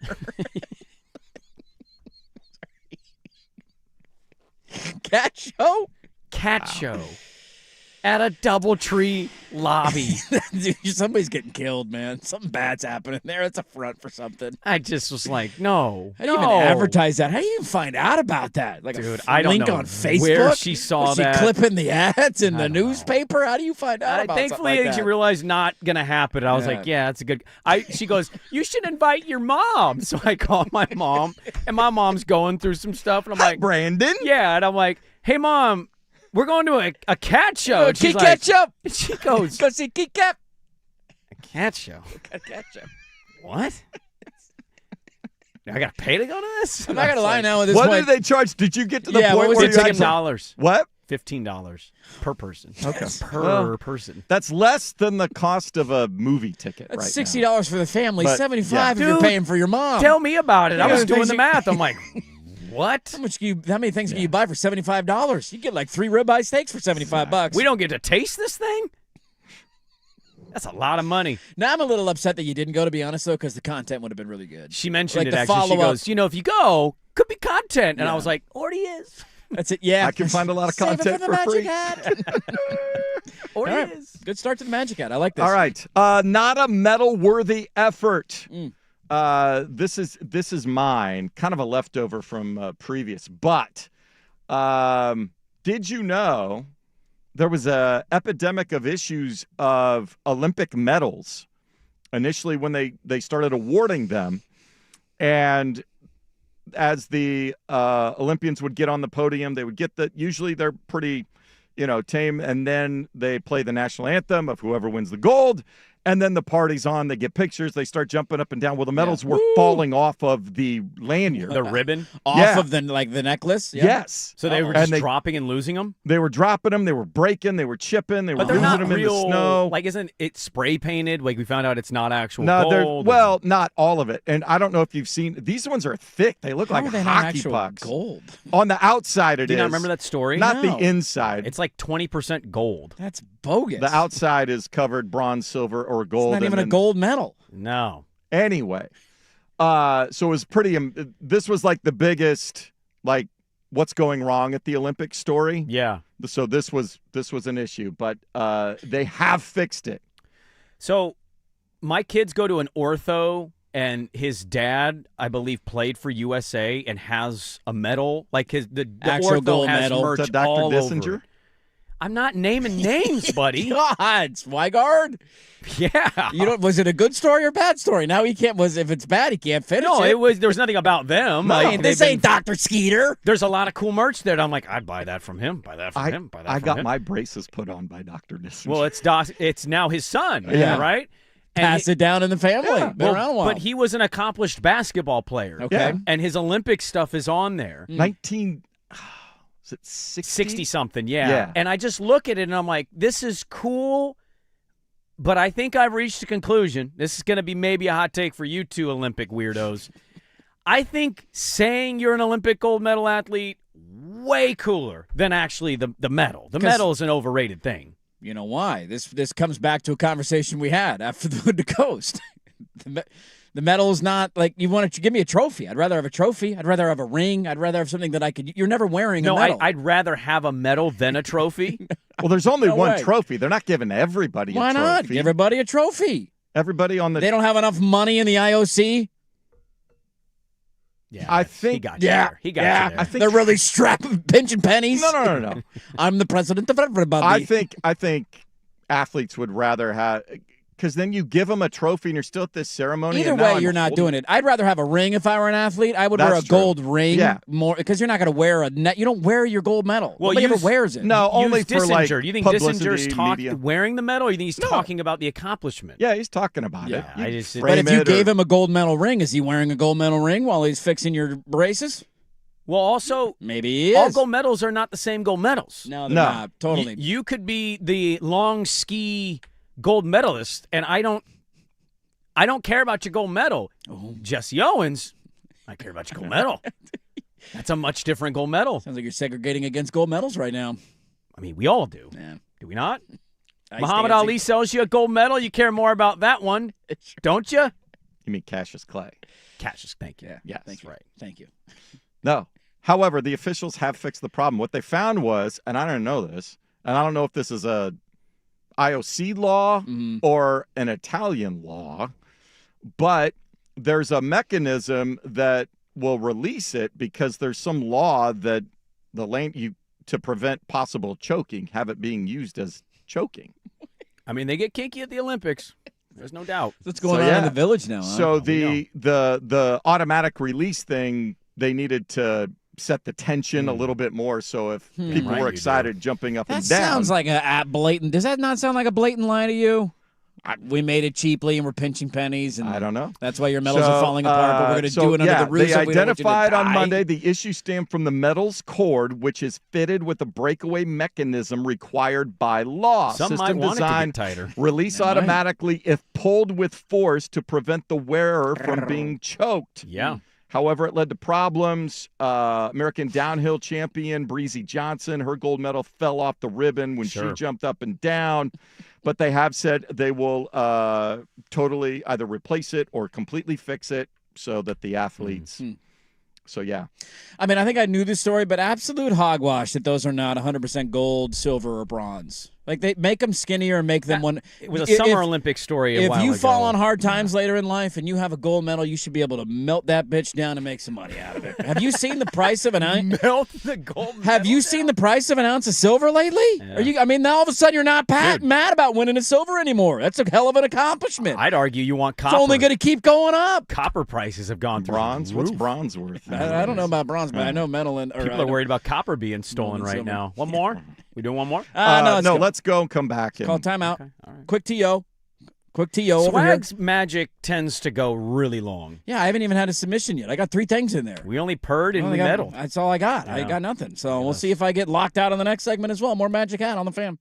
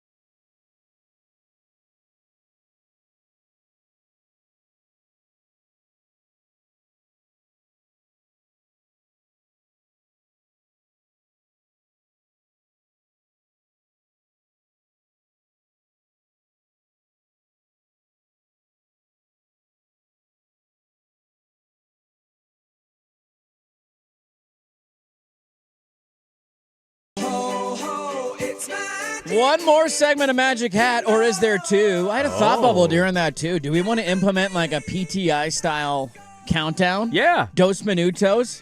Keep them 3 to 4 minutes, because we could get a little loosey-goosey on some of these. Yeah. Have like a, buzzer sounds, and then maybe a final word, and then we move on to the next one. I mean, I think it just depends what our topics are, right? Totally. Like, if we're not interested in it, we move on. Totally. But like Swag having an Italy Magic Hat is going to be much different than, you know, the medals are falling off ribbons? That is very true.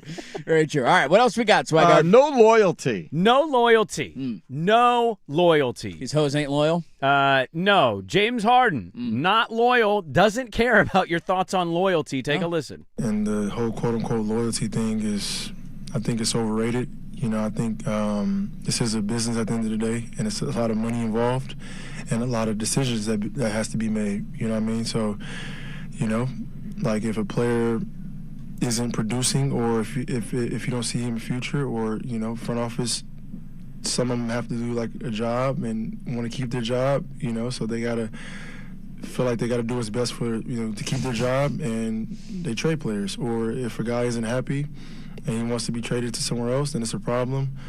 It's just so many different dynamics that go into it. This is a business at the end of the day. So, like, you know, not even just the NBA, but like people that have normal jobs have those same problems. They're just not magnified. You know what I mean? So, for me, it's always about like I don't lose focus of trying to compete for a championship, and then he wants to compete financially. You know, making sure that my family is I got to make sure you're taken secure. care of. Make sure you you're know secure. Because I'm very smart, and I'm very smart. I've sacrificed a lot. Yeah. You know, I mean, financially, like, which I don't get credit. I don't get talked about, but I'm fulfilled and I'm happy with it. You know. Yeah. But like winning a championship, or at least having a chance to, and then financially getting paid for, me being available and playing at the highest level for so long. So, to answer your question, you know, this is a business at the end of the day. So, I feel like players should, ultimately do what's best for them, and front office does what's best for them and their owner and their organization. Did he just claim that Shut up about the sun! Shut up about the sun! Did he just claim he doesn't get enough credit for his financial I think that was wizardry? said in there, yeah. His financial planning, making $50-something million a year. Yeah, he doesn't get enough credit for it. I'd be a financial planning wizard. I'd be a if I guru, was dude. Hire a smart guy, have him nine-figure figure out contracts. my I need to see how finances. much money James Harden is making right now. What's his contract this year? He is making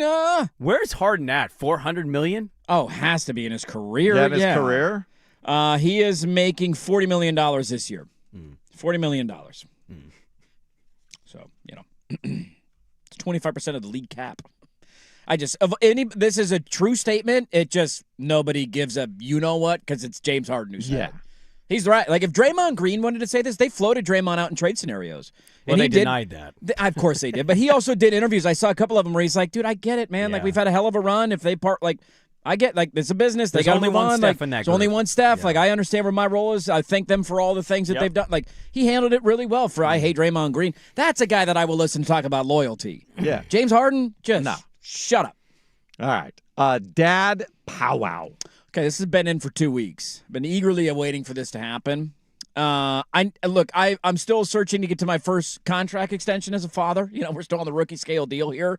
2 years in. I got another 2 years until we get to the big extension. We're trying to earn our way there. I don't get it. Is it your option year? It's option year. No, I like bringing the dads together every now and then and to solve some problems, okay? We got issues, and I know you've gone through these issues before, and I'm wondering, Dirt, are you just screwed? There's no answers here? There's nothing that you're going to be able to do? Or, hey, you know what? I did this, and this kind of worked out.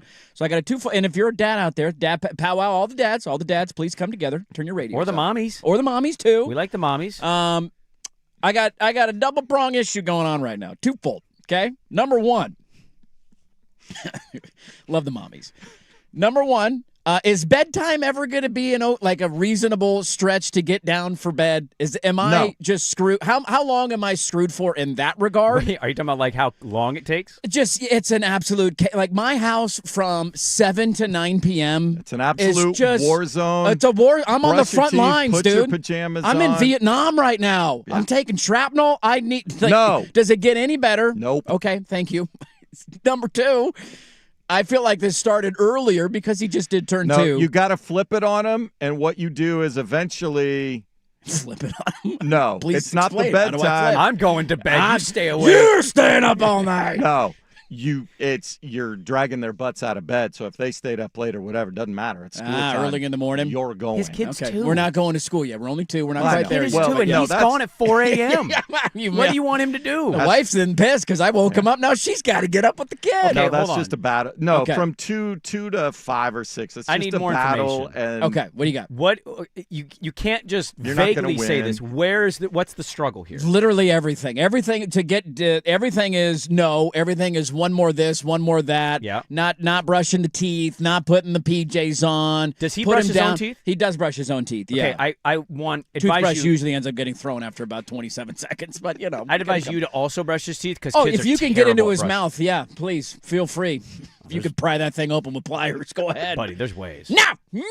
There are A lot of those. We got it, and we're also dealing with terrible twos. So I'm just like just a double terrible pronger threes, of too. like, is this? Yeah, it's gonna suck. For Does it get in? Like, yeah, it gets better. Is there anything I can It'll do? get better. No, it'll get better. Or am in I like just 3 in years. my? Is this just what my life Is there is? any piece of the bedtime routine that he looks forward to, like a story or? No, he wants to go back out in the living room and shoot hoops. Okay. You know, anything to get out of the room in order to Gotcha. go do something, to go play with something, go shoot hoops, go kick a ball. Like yeah, that's what he yeah. wants to do. And if you don't let him do it, it's just meltdown. Who city. is more likely to be the foot down bad guy? The wife participates half the time, and it drives me nuts. She eggs him on. Oh, she's like, I'm well, gonna she beat gets you? home late from work, and it's like I'm the one that's dealt with this all day. You're getting home at 7. We're trying to go to bed at 7:30, and now you want to go play. It's not playtime. It's bedtime. What time's it bedtime? I mean, it ranges. Last night he probably didn't fall asleep till close to 9, but we're putting him down at 7:45. I think where I've made a mistake, and I can't change it now because my kids go to bed whenever they want. Sure. They're that age. We didn't set enough gap between the bedtime and we haven't had all day to talk, hang out, or watch a show together time. It was always like, especially once we got in the morning show. Yeah. You're going to bed earlier. Because I'm going to bed earlier, it'd be like bucked up right on my bedtime, and now we got 20 minutes, if lucky. And at that point, I'm like, I'm just going to go to sleep. Yeah, I'm just tired. I'm ready for tomorrow. I think you need to set clear boundaries with the wife. And I say, I understand you're getting home late, but he needs to be in bed, and we need to agree upon what that time is. And you really just need to kind of be a little more forceful. Yeah. And be a bad guy. I You're feel gonna like be I'm a bad guy. I feel like I'm a pretty bad guy. Keep being a bad guy. Keep being the bad guy. It's not an easy place to sit. No, it's not. It's a bad feeling when you're the bad guy and the other person's a good guy. Well, now we've got to the separation anxiety level 2, where it's like there's literally nothing wrong other than you're not in the room. So then you go like lay down for 20 minutes and he's totally fine and Oh, you laughing fall and asleep. giggling. That's And then brutal. I almost did last night. I laid on his floor for 30 minutes last night. I'm like, dude, I'm literally going to pass out if you don't fall asleep. Dude, I sometime soon. fell asleep. I can't even count how many times I fell asleep because my kid couldn't sleep. And it's like, can you just lay next to me? I'm like, sure. Yep.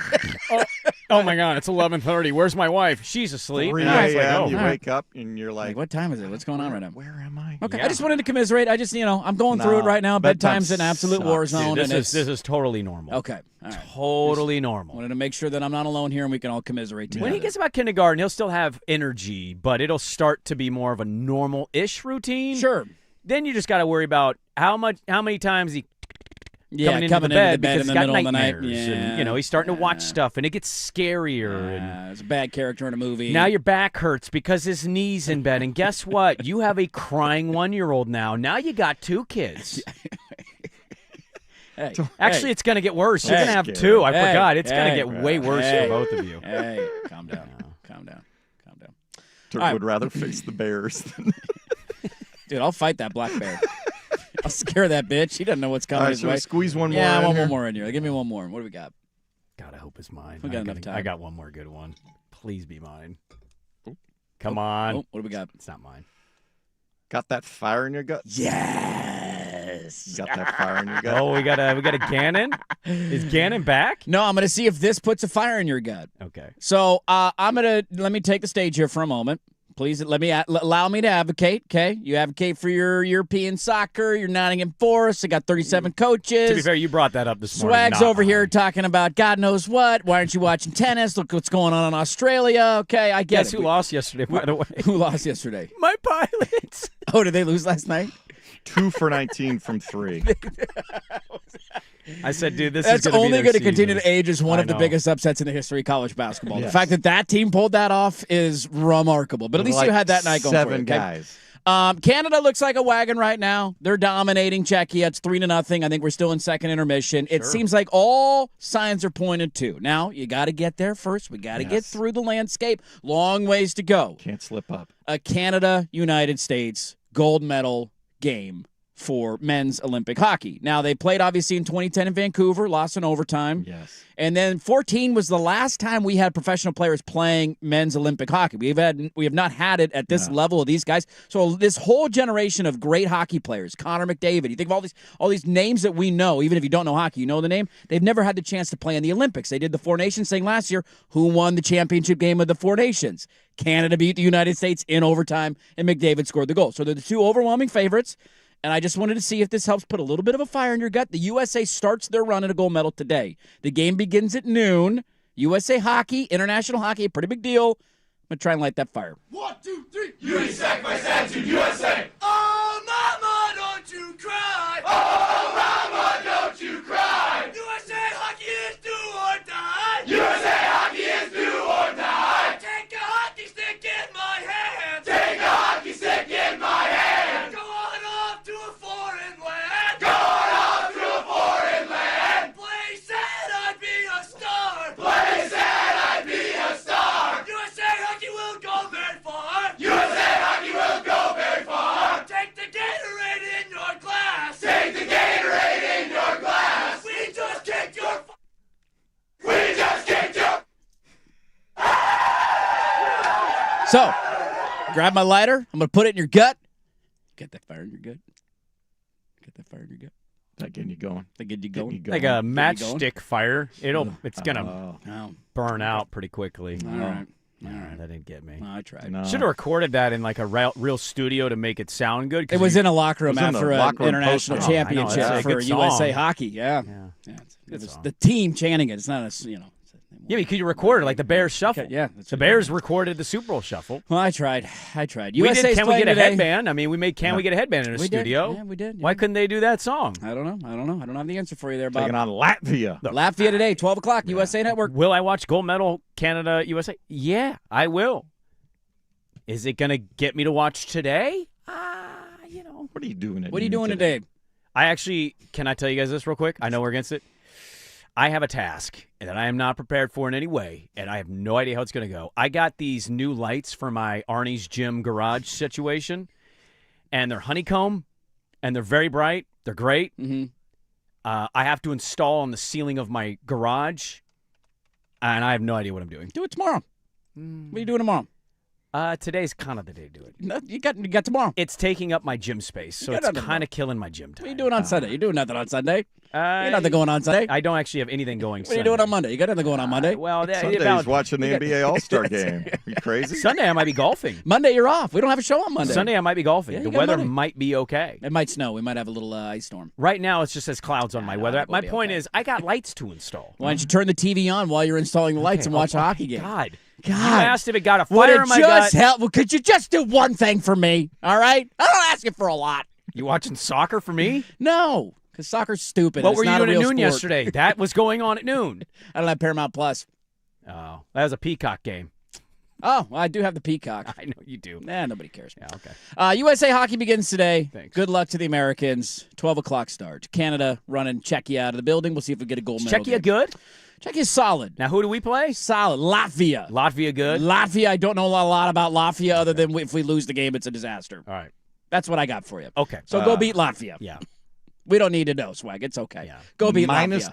2,400 Yeah, they're a on the favorite. money line. Big the time U.S. favorite. being Okay. favorites. Don't beat Finland today. The puck line is 3.5. Yeah. Laying wood? Lay the wood. Lay the wood. You told and me that's lay wood minus yesterday. 155. To win by 4 is minus 155. Yes. Don't lose the game. I don't care about a that's a puck line. Just don't blowout. lose the game, okay? Let's go to this getting announced yesterday, or at least leaked. Do we like the idea and how they're going to do it? We'll come to that next, but first here's us with a update. Now, from the George McCoy and Warren Allen Sports Desk, a Sports Center update on the Fan Sports Network, 105.1 FM and 1080 AM. First on the Fan, Canada is leading Czechia 3-0. They've just gotten underway in the third period. We do have a U.S. medal winner today, Jessie Diggins, in the women's 10K individual cross-country skiing final, winning a bronze. And the U.S. men getting silver in the doubles luge. Doubles luge? They do night. double luge, men? Yes. A couple of 20-year-olds, the new kids on the block. Then it was like thousandths of a second that they lost. They go butt to crotch. So a dude is sitting on a dude? Dude on dude? Yeah, double they're luge? actually strapped into the luge. They are What strapped helps, in. Ease the pain of a triple backdoor. Happy Black History Month, everybody. Before this San Jose Sharks first season in 91-92, Terry Smith, a Bay Area artist, was approached about designing the team's logo, to which they didn't give him a team name yet. He kept thinking Brazil, sports fantasy type. Once the Shark name was thrown at him, he's the one that designed the now famous San Jose Sharks It's a good-looking logo. Great with a logo. hockey stick through the mouth. It's a good-looking logo. Macklin Celebrini scoring a goal for Canada. Zach Wheeler, Phillies pitcher. Everybody's reporting for spring training. He showed up, said he had surgery in the offseason, and he had a rib removed. Oof, Marilyn Manson. After the rib got removed, he just kept it in his closet at home. Like in a case? Just sitting on his closet. It's a rib. It's my rib. That's weird. You keeping a rib? No. I don't think I'd want to keep it. I don't think I'd want the rib either. No. Eve can have it.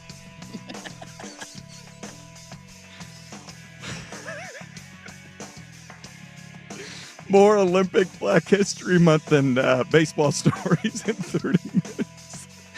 Jason Swigart from the George McCoy at Warren Allen Sports Desk. Her missing work, insurance companies acting like jerks. Don't call your mom. Call George McCoy at Warren. Sports Saturday with Joe Fisher and Rashad Taylor. Saturday mornings at 9 on the Fan Sports Network. 105.1 FM and 10.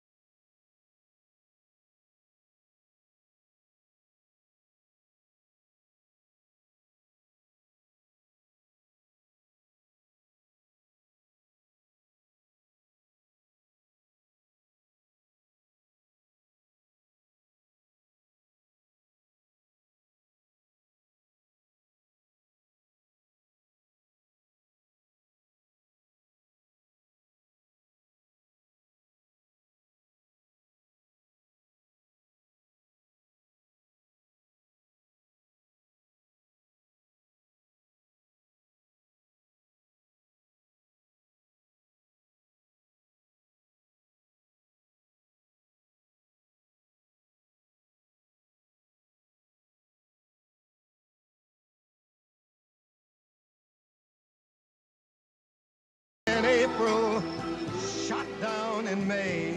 Welcome back in, everybody. Hi. That's life, you know? That's life. That's life. Sometimes, you know. Take your hands and put it down your pants, huh? So we knew this happened late last week. It got announced that the 49ers are going to play a football game next year in Australia. Yes. I don't know if you know this, but it's really easy to get to Australia. It doesn't take a long time to get there. No, it's only, what, a 15-hour flight? If Swag and I did SNL, we would just constantly be trying to break each other. Constantly. And you would both succeed. Yeah, because you know how to, you know what, you know. Yeah. We know each other's buttons. Yeah. Like sniffing a dog butt at a park, you know what that smells like, right?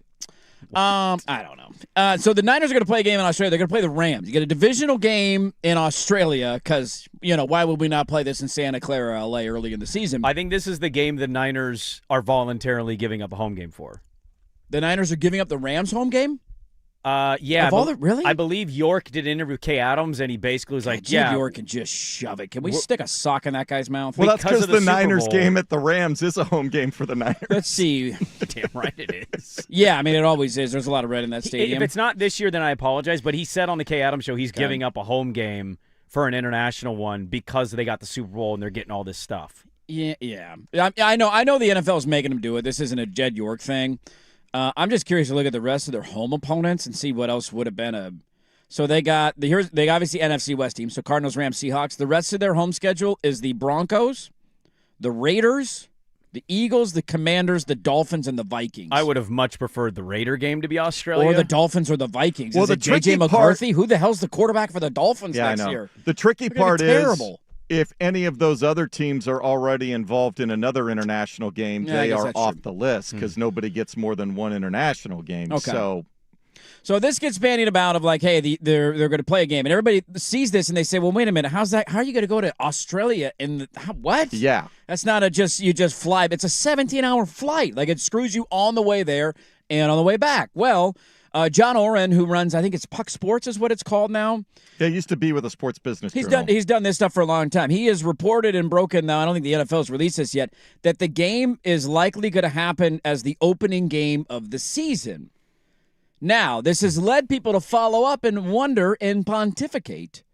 Will the NFL do a trial balloon for Labor Day weekend with this game? And could Niners and Rams in Australia end up being the first game of the year, the Sunday of Labor Day weekend, which would precede the Seattle versus whoever flag raising game that ensuing Thursday, and then both the Niners and the Rams get a bye technically in week one. It wouldn't be a bye because you would play a game, but you get what I'm saying. Then they would play their second game in week two. Okay, one, I don't think any fan should be stoked their team plays internationally. I'm certainly not. The Australia game is maybe the worst one because of what you mentioned, the distance. 17 hours. I'm going to surprise you the way you surprised me with Logan Paul and Tom Brady earlier. Yeah. This is absolutely, if that's true. Yeah. Now, that's just speculation. We know the game will start the season. We don't know if it'll be week one or what would be zero for the NFL. Utterly ridiculous, and shame on the NFL if this happens. The Seattle Seahawks won the effing Super Bowl. They should be the kickoff game of the season. Yeah, Point the NFL's blank. never done this, have they? Never. You have won the Super Bowl. You have earned the right to kick the season off and be the team that everybody talks about. Are you going to repeat? I am no Seahawk fan. And I am outraged if the this Seahawks happens. are not the opening game. They've earned that right. I don't know when the NFL went to I don't know how long it's been since the defending champion gets that Thursday game. opener. It's not that long, but it's it's gotta be like I want to say like 15 years. It's or been a something precedent like that. set, man, But and yeah, they've earned the once right. they've gone to that, Nothing has ever been. Rams, Niners, and Australia starting the year. It's just like that's ridiculous. First of all, we shouldn't be playing Australia. No. That's ridiculous. The Seahawks deserve to kick off the season. The follow-up to that is if you don't do it this way, how is there any ethical and reasonable way to make those two teams go through that? Well, the NFL is not about ethics, first No, of course all. they're not, Second but I of all, also think it's- this is a bridge almost too far for them, is it not? So if you make them play Sunday of week one, just for example. If it's and it's a week one game. So you then finish late into the day in Australia Sunday, who is 17 hours ahead of us. You're then what time do you get back? What does that look like for your week two? Like how you I mean, I'm already mad it's a week I one game. thought it might be, But you can't have it in the middle of the season because how do you have it in the middle of the season? You got to time it with a bye and like a Sunday night, Monday. Like Swag nailed it. They have to play, and then when they come back, they got bye, and then they should get the Rams. So Sunday then night you game. don't have a bye leading into it with a 17-hour flight. When do you leave for the game? Because you got to play a game the week before. You only get one bye. Well, you leave like really early because you got to get on an entirely different body. So you clock leave there. on Monday If to you get do there it- and land there on Wednesday. You're No. losing 17 No, hours you're in the flying direct to process. get No, there you're going Tuesday. 17 hours forward. Yeah. Forward. That's what I'm Yeah. saying. So you're losing 17 hours. I know, but if you leave like an early Monday, you're getting there the following Tuesday night, right? Then you go Wake through up everything. Wednesday I and you know. got a game on Sunday. if you It's do all it week stupid. one, I would do it because the last couple they've had that Brazil game and it's been Friday night. after the After the season Thursday game, opener. yeah. It was Chargers on the Chiefs stream this week. game. Yeah, Packers and So Eagles I the would year have before. it be Friday You might have to. It might be Saturday afternoon in Australia But when it's you Friday play our it. time, prime time. Friday Yeah. evening our time as the stream game, and then when they come back for week 2, one of them gets a Sunday night game, one of them gets the Monday night game. Yeah. Hopefully both at home. And that's maybe the most reasonable way to do it, because if you're in the middle of it, because you're not going to give them, they don't want the bye week 2. No, you can't give them now a bye I got that to early. go 15 straight weeks without a bye. Nobody gets a bye that early. So yeah, that was my thought is, okay, that's going to be the Friday night stream game after the Seahawks season opener on Thursday. And I can at least buy them an extra day or something for all the travel to get back. And then if I have them Sunday night, Monday night, those 2 games, I can sell it. Yeah, if you do the It's Friday still not one, that would make ideal. sense. No, it's terrible. Yeah, I mean, I It's all see. dumb. Talk about kicking up some dust. By the way, in the NFC West rivalries, to your point, Seattle should be the first game of the year. They won the title, and 2 NFC West rivals who they beat Get in to the be the playoffs opening. Yeah. on their way to the Super Bowl, open the season up I in think Australia. he's right. I was to bet it's not Oren's not informed. He's obviously one of the more Well, he's informed just names. reported that it will be the first game of the year. Nobody knows if that means it'll be week 0 or week 1. He just is reporting it will be the opening game of the season. And that's because there's no other spot in the calendar, to be fair, that you can put. I would muster up my best softy mauler today if I found that out and be like, "That's ridiculous." Well, and what else they is should the kick off the season? Sure. What else is the NFL constantly contemplating doing and wanting to do? They want to expand another game, right? they want to add a You're not going to go back into the schedule likely. Where would you likely go? You're going to start taking over Labor Day weekend. The NFL used to play on Labor Day weekend. Yes. It's hilarious to read back to the thinking of it. This is where the NFL was. Not that it wasn't a massive deal in 2001. They haven't played on Labor Day weekend since 2001. And the theory was, well, people are out of town. It's the last holiday before the school year starts. Like, that was the NFL's thinking 25 years ago. And now it's, we will play a game whenever. We'll play a game at Tuesday at 9 a.m. and we'll get 30 million viewers. Remember COVID? They just were like, Bills-Titans Tuesday night. We're like, what? Okay, I'll watch. Sure, why not? But that's part of the thinking here is if them having the game on Labor Day weekend is their trial balloon to see how do people view, what are the numbers. There's only, by the way, one college game that Sunday, because usually there's those follow-up college games. That's the opening weekend of college There's football. Sunday, Monday, right? There's one game on Sunday. It's Wisconsin versus Notre Dame at Lambeau Field, which Wisconsin sucks. Notre Dame should kill them, but Lambeau Field's fun. But this will trounce that. It's Niners and Rams, 2 playoff teams. Well, I think if they did it on Labor Day, my guess is it would be like a 10 a.m. or 11 a.m. sort of game, because that'll be in nighttime in Australia. And I'd imagine you want it at nighttime because it's probably hot as balls in Australia in September. Yeah. I would think. I don't know. No, it's they're coming. Well, they're remember, they're opposite us. Okay. They are well, coming. what's the average temperature in September in Australia? It's wintertime there. It's What- the end how of cold winter. does it What get that in mean, though? Is that Australia? San Diego Where are they wintertime? playing? Sydney? I don't know. I don't know. 60s, 70s. They're playing on the Big Island. They're playing on the Big Island. They're playing in the Big Island. Like I'm not familiar I with think the it's in Sydney. ecosystem It's Sydney of or Australia. Melbourne, one of the two. Here it is. This What's is the average temperature and high temperature? 60 degrees. 60 zoning. degrees? Okay, there you go. So then you can play it during daytime.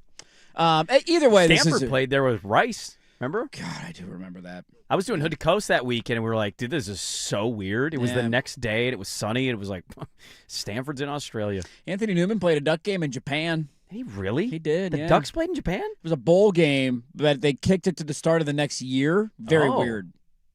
Very weird. The What did you logic- think about that experience? Very weird. Really? You got a free trip to Japan? I mean, I think he loved the trip to Japan, but we're going to Japan to play a football game? What? All right. Dude, having been a 6 foot, almost 6'1" white guy in Vietnam, I bet Anthony Newman was a super celebrity in Japan. Yes. Rising above the crowds, if you will. Well, yeah. Yeah.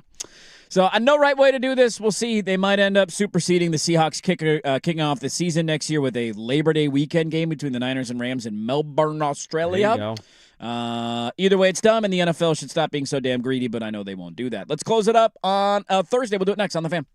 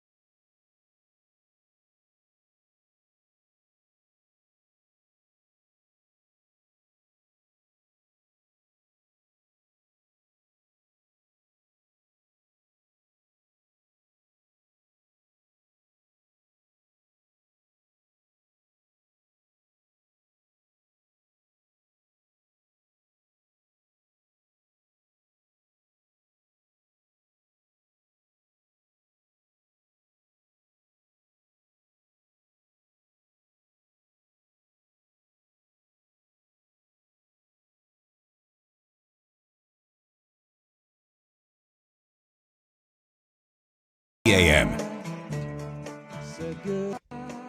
Fun little show today. We yelled, we laughed, we cried. We learned something about each other. We got smarter as parents. Well, not really. Somebody does say routine. You just got to stick to routine. You got to fight against the bad days. I mean, I'm doing the routine thing. I feel like I'm good on routine. It's not like it's not the worst thing in the world. It just, when it stretches into like a 2-hour window of my evening every night, to the point that that's normal, man. I know. It's going to, legitimately not saying this to tell you not to do it. But if you have 2 kids, it's just from 6:30 till your bedtime every day will be a blur, and you'll wake up and go, "Why didn't I do this, this, this, and this?" And then why you're didn't going I to get debate. anything done? What is happening? You're going to be like, "Do I put the dishes away and load the dishwasher, or I just clean these dishes in the morning and just not care that it kind of smells a little funky and I'll doing just that do it tomorrow, dude." I have those days all the time now. My kids are older than yours. They need a campaign for parents. It's like, it gets better. But it doesn't. Well, the one thing I'd say parents are our parents' age. Yeah. Is certainly like the spending time and getting to know your kid is a thing. Like that certainly didn't happen a lot. Yeah. With most people in my life. Right. But what they did do very well that we clearly did not take away is they didn't live with the idea of having, I have to make my kid be entertained all day. Yeah. The guilt of not wanting we didn't do parent. anything today. Yeah. And you don't want your kid to be addicted to an iPad is what I'm saying. No, But there's a balance. Here's some toys. Here's blocks. There's a lot of like people our age. Dude, when I get 30s, one of those 40s, 20-minute stretches where he's like in another room playing with Legos, not making a peep, glorious. I'm like, oh my God. It's this amazing. This is sanity. Somebody put some cucumbers on my eyes. But like legitimately, I had a friend who his stepdad would complain about his job every day, like the total TV dad thing, right? Yeah. On the weekends, if we were all at his house, his stepdad would give us $30 and say, I'm having sex with my wife. Go to the arcade. All right. Don't come back for 2 hours. Please give me 2 hours. And we would walk to Wonderland. You go play at the arcade, have a great time. We'd make sure there was $11 left for McDonald's because we calculated how much food we could get and split with $11, and the rest would go to Wonderland, and we would end up going to Fred Meyer, and we would have a great day. Yeah. And it wasn't about, I'm bored, Mom. Do something for me. Yeah, it was never about that. Well, wish me luck tonight, you know? How will it go? We'll see. Probably terrible. Probably terrible. Probably terrible. I got that to look forward to. What else are we doing today? We're watching hockey, baby. You do have golf at Pebble Beach on the screen, too. I'm going to have a double screen on a Sunday. It'd be a fun little nap time today. I got hockey going on right at noon. Pebble Beach, top 10 players in the world all there. Is that the right say? Is that what we're doing? Yes. Top 10 players in the world? Dwayne Wade got a hole in one at Pebble Beach last year. Did he? On number 7, famous number 7? Yep. Wow. Recorded it. Weather looks pretty gnarly. I don't know what it looks like. I haven't seen any of it yet. I've been watching Canada lay the wood to Czechia 5-0. So there you go. That will do it for us. If you missed it, Joe Freeman was great. Blazers' final game before the All-Star break. He's not buying the fear porn. He's not. No fear porn. He likes happy porn, Joe Freeman, not fear porn. No. I don't We know. don't need to say that. A last game before the All-Star break, they take on the Jazz. We'll talk about that tomorrow. It is the first non-football Friday of your calendar year. Will we Sprague the line? Probably. Get your fake sponsors ready. Stop it. Stop it. That'll do it for us. If you missed the show, go check the podcast. Thanks, everybody, for watching on YouTube. Like the video, subscribe to the channel if you haven't done so yet. We will talk to you tomorrow at 6 a.m. The Firm Harris Meringue is next. Listen to 105.1 FM, The Fan.